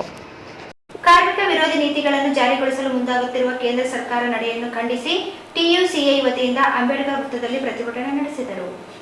ಕಾರ್ಮಿಕ ವಿರೋಧಿ ನೀತಿಗಳನ್ನು ಜಾರಿಗೊಳಿಸಲು ಮುಂದಾಗುತ್ತಿರುವ ಕೇಂದ್ರ ಸರ್ಕಾರ ನಡೆಯನ್ನು ಖಂಡಿಸಿ ಟಿಯುಸಿಐ ವತಿಯಿಂದ ಅಂಬೇಡ್ಕರ್ ವೃತ್ತದಲ್ಲಿ ಪ್ರತಿಭಟನೆ ನಡೆಸಿದರು. ಕಾರ್ಮಿಕರ ಪರವಾದ ಕಾಯ್ದೆಯನ್ನು ಜಾರಿಗೊಳಿಸದೆ ಹೊಸ ಕಾಯ್ದೆಗಳನ್ನು ಅಂಗೀಕರಿಸಿದ್ದನ್ನು ಖಂಡಿಸಿದರು. ಕಾರ್ಪೊರೇಟ್ ಕಂಪನಿ ಹಾಗೂ ಬಂಡವಾಳಶಾಹಿ ಪರ ನೀತಿಗಳನ್ನು ಜಾರಿಗೊಳಿಸಿದ ಕೇಂದ್ರ ಸರ್ಕಾರದ ವಿರುದ್ಧ ಘೋಷಣೆ ಹಾಕಿದರು.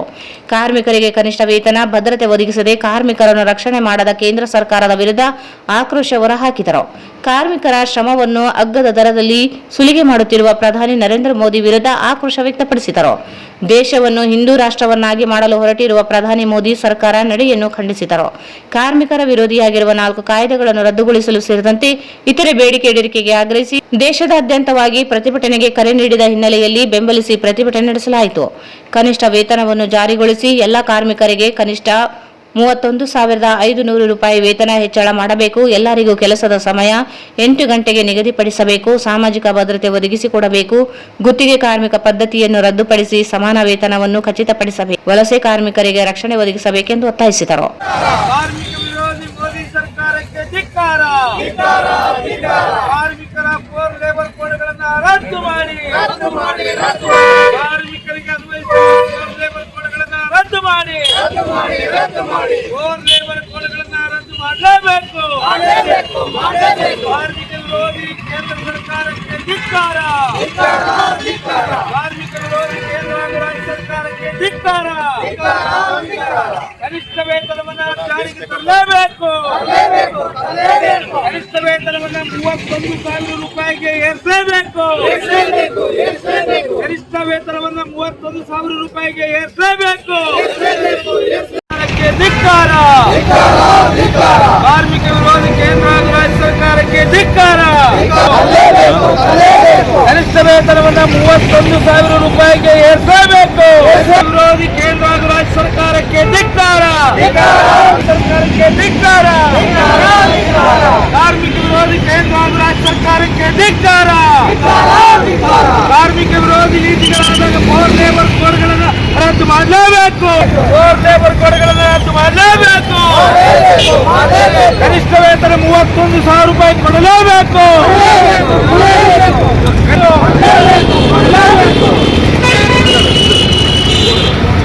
ವಿರೋಧಿ ಕೇಂದ್ರ ರಾಜ್ಯ ಸರ್ಕಾರಕ್ಕೆ ಧಿಕ್ಕಾರ.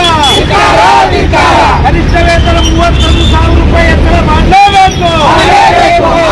ಕನಿಷ್ಠ ವೇತನವನ್ನು 31,000 ರೂಪಾಯಿ ಹೆಚ್ಚಳ ಮಾಡಲೇಬೇಕು. ಎಲ್ಲರಿಗೂ 8 ಗಂಟೆ ಕೆಲಸ ಕೊಡಲೇಬೇಕು. ಧಿಕ್ಕಾರ. ದೇಶದ ಆಡಳಿತ ದುಷ್ಕರಿಸುತ್ತಿರುವ ಕೇಂದ್ರ ರಾಜ್ಯ ಸರ್ಕಾರಕ್ಕೆ ಧಿಕ್ಕಾರ.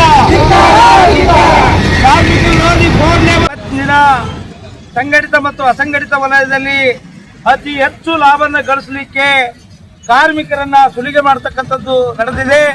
ಅದೇ ಬರ್ತದಲ್ಲಿ ಕೇಂದ್ರ ಸರ್ಕಾರ ಅಧಿಕಾರಕ್ಕೆ ಬಂದಾಗಿನಿಂದ ಅಸಂಘಟಿತ ವಲಯದಲ್ಲಿರ್ತಕ್ಕಂಥ ಕಾರ್ಮಿಕರುಗಳನ್ನ ಮತ್ತು ಸಂಘಟಿತ ವಲಯದಲ್ಲಿರ್ತಕ್ಕಂಥ ಕಾರ್ಮಿಕರನ್ನ ಜೀತದ ಹಾಲು ಟೈಪು ಇವತ್ತೇನು ದುಡಿಸ್ಕೊಳ್ಳಿಕ್ಕೆ ಮುಂದಾಗಿದೆ ಸರ್ಕಾರ. ಅದಕ್ಕಾಗಿ ಮೋದಿ ಸರ್ಕಾರಕ್ಕೆ trade union centre of India TUSI ಅಖಿಲ ಭಾರತ ಮಟ್ಟದಲ್ಲಿ ಇವತ್ತಿನ ದಿನ ಇಡೀ ದೇಶದಾದ್ಯಂತ ಕಾರ್ಮಿಕರು ಬೀದಿಗಿಳಿದು ಹೋರಾಟ ಮಾಡತಕ್ಕಂಥ ಮುಂದಾಗಿದ್ದಾರೆ.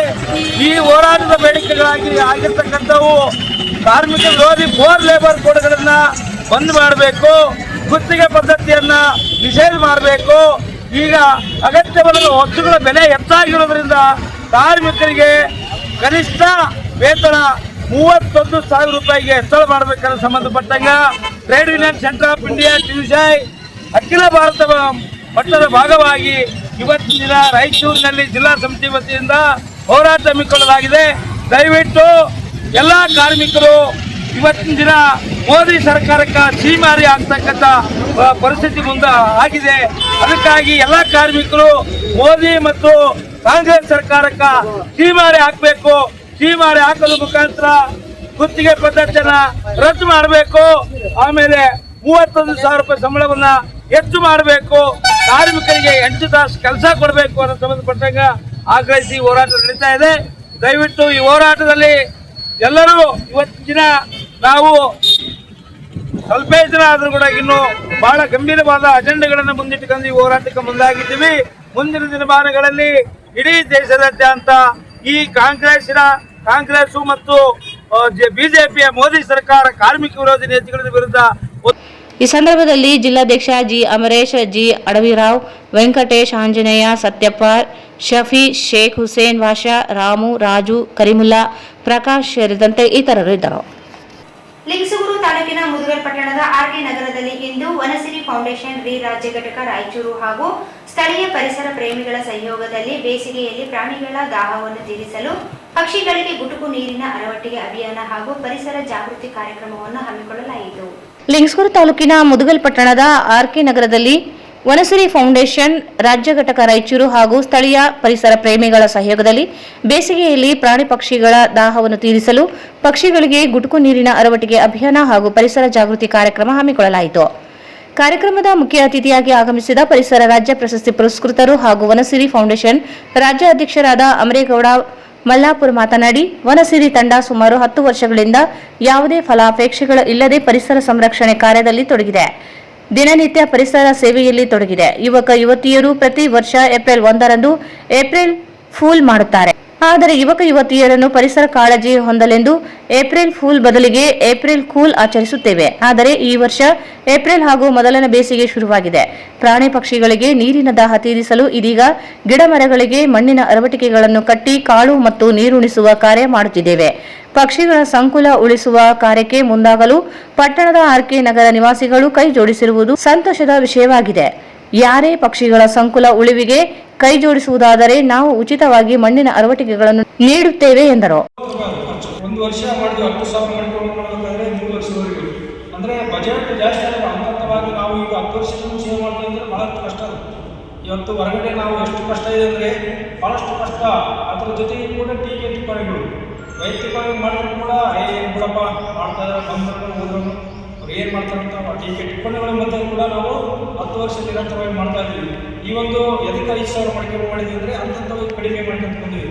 ಇವತ್ತು 365 ಗೂಗಲಲ್ಲಿ ಚೆಕ್ ಮಾಡಿದ್ರೆ ನೋಡ್ಬೋದು. ವನಸಿರಿ ಫೌಂಡೇಶನ್ ಅಂತ ಹೊಡಿಬಿಟ್ರೆ ನಿಮ್ಮ ದಿನನಿತ್ಯ ಒಂದು ದಿನಲ್ಲ 365 ನಮ್ಗೆ ಒಂದೇ ಜೂನ್ಗೆ ವಿಶ್ವ ಪರಿಸರ ದಿನಾಚರಣೆ ಅಲ್ಲ, 365 ವಿಶ್ವ ಪರಿಸರ ದಿನಾಚರಣೆ ನಮ್ಮ ಕಾರ್ಯ.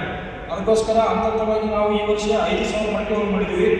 ಪ್ರತಿ ವರ್ಷ ನಾವು ಏಪ್ರಿಲ್ ತಿಂಗಳಲ್ಲಿ ಮಾಡ್ತಾ ಇದ್ದೀವಿ. ಏಪ್ರಿಲ್ ಸಿದ್ಧಲಿಂಗ ಶ್ರೀಗಳ ಹುಟ್ಟಿದ ಅಂಗವಾಗಿ ಪ್ರತಿ ವರ್ಷ ನಮಗೆ ಅನ್ನದಾಸೋಹ ಮತ್ತು ಶಿಕ್ಷಣ ದಾಸೋಹ ಕೊಟ್ಟಂಥ ಸಿದ್ಧಲಿಂಗ ಶ್ರೀಗಳ ಒಂದು ಅವರ ಹುಟ್ಟಿದ ಹಬ್ಬದ ನಿಮಿತ್ತ ಕೂಡ ಪ್ರತಿ ವರ್ಷ ಅದನ್ನ ಏಪ್ರಿಲ್ ಎಲ್ಲರೂ ಏನು ಮಾಡ್ತಾರೆ ಅಂದರೆ 3 ಥರದ ದಿನಾಚರಣೆ ಆಚರಣೆ ಮಾಡ್ತಾರೆ.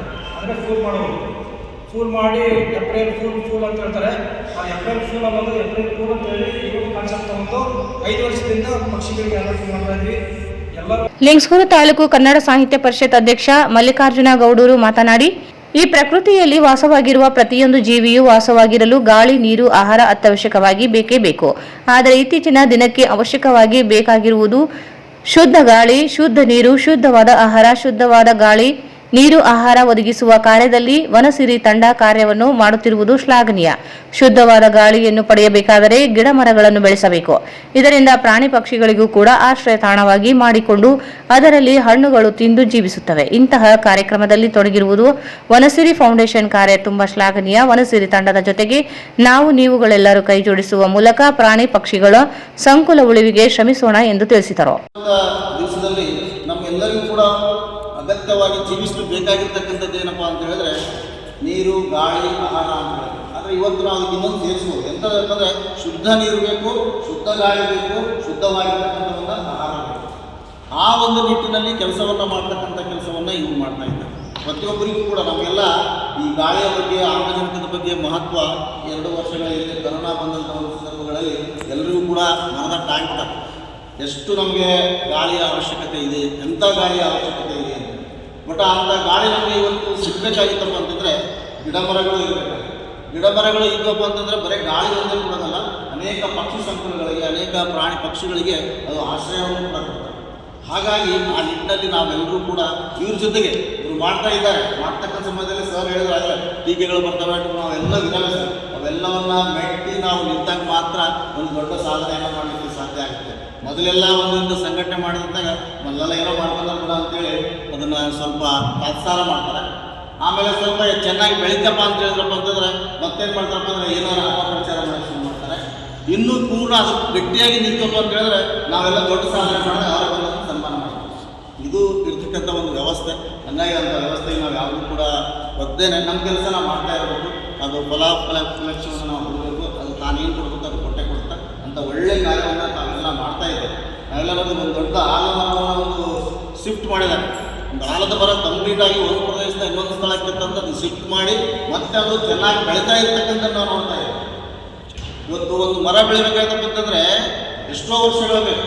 ಅದನ್ನು ನೆಲಸಮ ಮಾಡಬೇಕಾಯ್ತಂದ್ರೆ ಕೆಲವೇ ಕ್ಷಣ ಸರ್. ಆದರೆ ಇವತ್ತು ಅಂಥ ಕೆಲಸವನ್ನು ಇವರು ಮಾಡ್ತಾ ಇರ್ತಕ್ಕಂಥದ್ದನ್ನು ನಾವು ನೋಡ್ತಾ ಇದ್ದೇವೆ. ಅವರೆಲ್ಲರಿಗೂ ಕೂಡ ನಾವು ಬೆಂಬಲವಾಗಿರೋಣ. ಅವ್ರು ಹೇಳಿದ್ದು ಯಾವುದೇ ರೀತಿಯಾಗಿರ್ತಕ್ಕಂಥ ಅವರು ಬೇರೆ ಬೇರೆ ಕಡೆಯಿಂದ ಬಹಳಷ್ಟು ನಾವು ಹೇಳಿದಂಗೆ. ಈ ಸಂದರ್ಭದಲ್ಲಿ ಪರಿಸರ ರಾಜ್ಯ ಪ್ರಶಸ್ತಿ ಪುರಸ್ಕೃತರು ಹಾಗೂ ವನಸಿರಿ ಫೌಂಡೇಶನ್ ಅಧ್ಯಕ್ಷ ಅಮರೇಗೌಡ ಮಲ್ಲಾಪುರ್, ಆದೇಶ್ ಶಿಕ್ಷಕರು ಗಣೇಶ್ ವಕೀಲ್ ಹುಲಿಗುಡ್ಡ, ಶಿವನಗೌಡ ಹುಲಿಗುಡ್ಡ, ರಾಜು ಬಳಗನೂರು, ಚೆನ್ನಪ್ಪ ಕೆ ಹೊಸಹಳ್ಳಿ, ಮುರುಕಪ್ಪ ಹೊಸಹಳ್ಳಿ ಕ್ಯಾಂಪ್ ಹಾಗೂ ಆರ್ಕೆ ನಗರ ಪರಿಸರ ಪ್ರೇಮಿಗಳಾದ ಲಿಂಗ್ಸ್ಗೂರು ತಾಲೂಕು ಕನ್ನಡ ಸಾಹಿತ್ಯ ಪರಿಷತ್ ಅಧ್ಯಕ್ಷ ಮಲ್ಲಿಕಾರ್ಜುನ ಗೌಡೂರು, ಷಣ್ಮುಖಪ್ಪ ಚಲುವಾದಿ, ರಾಮಚಂದ್ರಪ್ಪ ಧವಳೆ, ಚನ್ನಬಸವ ಮಟ್ಟೂರು, ರಾಘವೇಂದ್ರ ಗುಮಾಸ್ತೆ, ಪತ್ರಕರ್ತರು ಶಶಿಧರ್ ಕಂಚಿಮಠ, ಪತ್ರಕರ್ತರು ಬಸವರಾಜ್ ಹೋನೂರು, ಸುರೇಶ್ ಪತ್ರಕರ್ತರು, ಚನ್ನಬಸವ ಚುಕನಹಟ್ಟಿ ಇನ್ನಿತರರು ಇದ್ದರು.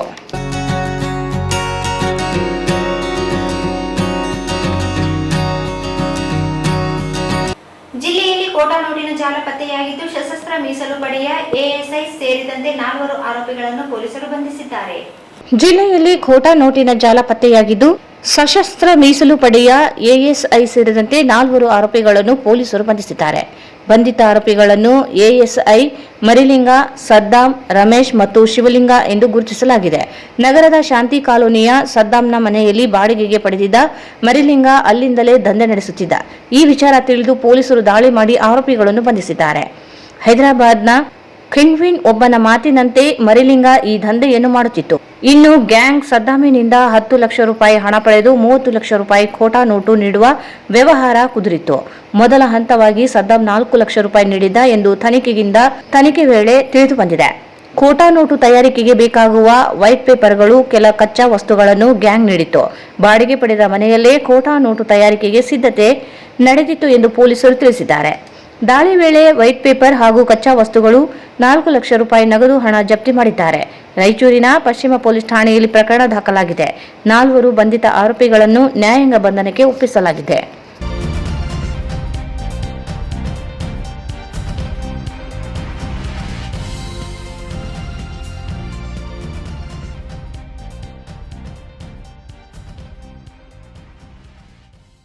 ರಾಯಚೂರು ಶಾಲಾ ಶಿಕ್ಷಣ ಇಲಾಖೆ ವತಿಯಿಂದ ಸೋಮವಾರದಂದು ನಡೆದ ದ್ವಿತೀಯ ಪಿಯುಸಿ ಪರೀಕ್ಷೆ ಭೂಗೋಳಶಾಸ್ತ್ರ ವಿಷಯದ ಪರೀಕ್ಷೆಯಲ್ಲಿ ಒಟ್ಟು 39 ವಿದ್ಯಾರ್ಥಿಗಳು ಗೈರು ಹಾಜರಾಗಿದ್ದಾರೆ.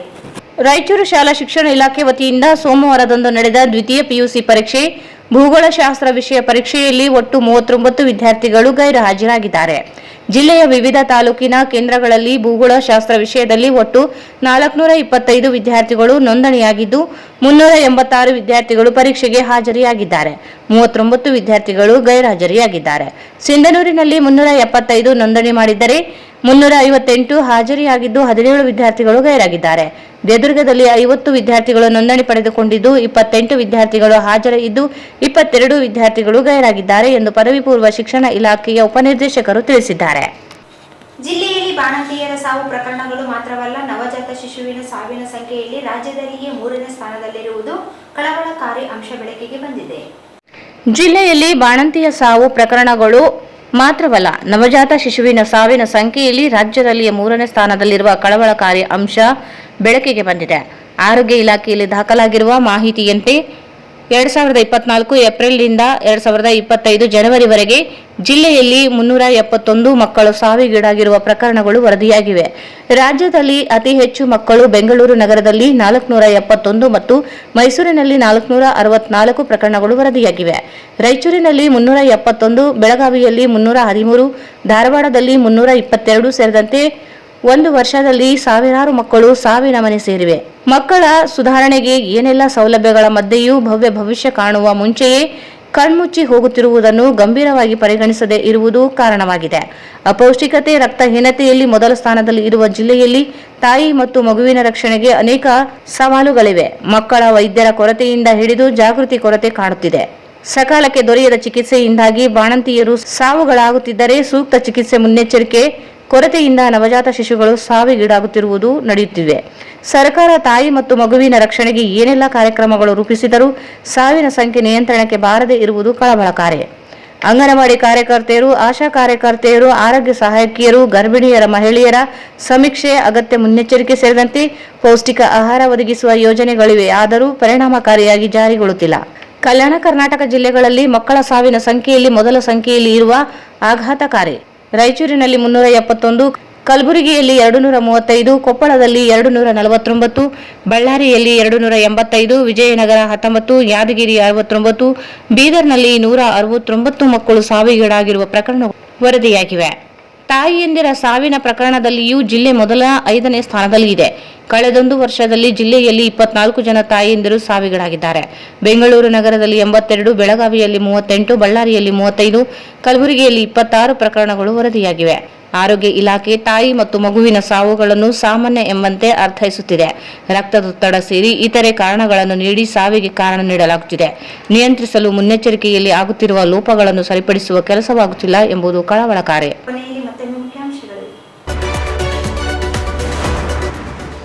ಏಮ್ಸ್ ಮಂಜೂರಾತಿಗೆ ರಾಜ್ಯ ಸಚಿವ ಸಂಪುಟ ತೀರ್ಮಾನ ಕೇಂದ್ರಕ್ಕೆ ರವಾನೆಯಾಗಬೇಕು. ನಿಯೋಗ ತೆರಳಲು ಬದ್ಧ ಡಾ. ಶಿವರಾಜ್ ಪಾಟೀಲ್. ಬಿಜೆಪಿ ಜಿಲ್ಲಾಧ್ಯಕ್ಷರಾಗಿ ವೀರನಗೌಡ ಲೆಕ್ಕಿಹಾಳ ನೇಮಕ. ಜಿಲ್ಲಾ ಮತ್ತು ತಾಲೂಕು ಪಂಚಾಯಿತಿ ಚುನಾವಣೆ ಸಿದ್ಧರಾಗಿ ಬಸವರಾಜ್ ಮುತ್ತಮೂಡ್. ತುಂಗಭದ್ರಾ ಎಡದಂಡೆ ಕಾಲುವೆ ಏಪ್ರಿಲ್ 20ರವರೆಗೆ ನೀರು ಹರಿಸಿ ಬೆಳೆ ರಕ್ಷಿಸಬೇಕು. ಮೆಣಸಿನಕಾಯಿ ಬೆಂಬಲ ಬೆಲೆ ಘೋಷಿಸಲು ಚಾಮರಸ್ವಾಲಿ ಪಾಟೀಲ್ ಆಗ್ರಹ. ಆರೋಲಿ ಪಂಚಾಯಿತಿ ಅಧ್ಯಕ್ಷ ಹಾಗೂ ಸದಸ್ಯರಿಂದ ಕೆಆರ್ಎಸ್ ಯುವ ಅಧ್ಯಕ್ಷರ ಮೇಲೆ ಹಲ್ಲೆ, ಸುಳ್ಳು ಕೇಸ್ ದಾಖಲು, ಮಂಜುನಾಥ್ ಆರೋಪ. ದೈಹಿಕ ಶಿಕ್ಷಕರ ಕ್ರೀಡಾಕೂಟ. ದೈಹಿಕ ಶಿಕ್ಷಕರು ಕ್ರೀಡೆಯಲ್ಲಿ ತೊಡಗಿಸುವ ಕಾರ್ಯ ಶ್ಲಾಘನೀಯ, ರಂಗಸ್ವಾಮಿ ಶೆಟ್ಟಿ.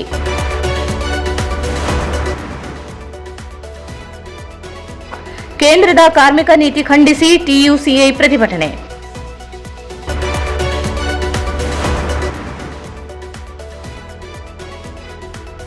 ಹೊನಸಿರಿ ಫೌಂಡೇಶನ್ನಿಂದ ಗುಟ್ಕು ನೀರಿನ ಅರವಟ್ಟಿಗೆ ಅಭಿಯಾನ. ನಗರದಲ್ಲಿ ಖೋಟಾ ನೋಟು ದಂಧೆ, ಎಎಸ್ಐ ಸೇರಿ 4 ಜನರ ಬಂಧನ.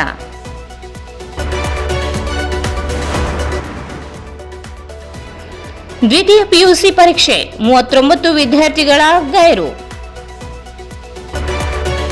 ಮತ್ತು ಒಂದು ವರ್ಷದಲ್ಲಿ ಜಿಲ್ಲೆಯಲ್ಲಿ 371 ಮಕ್ಕಳ ಸಾವು, ರಾಜ್ಯದಲ್ಲಿ 3ನೇ ಸ್ಥಾನಕ್ಕೇರಿದ ಆತಂಕ, ತಾಯಂದಿರ ಸಾವಿನಲ್ಲೂ ಮುಂಚೂಣಿ.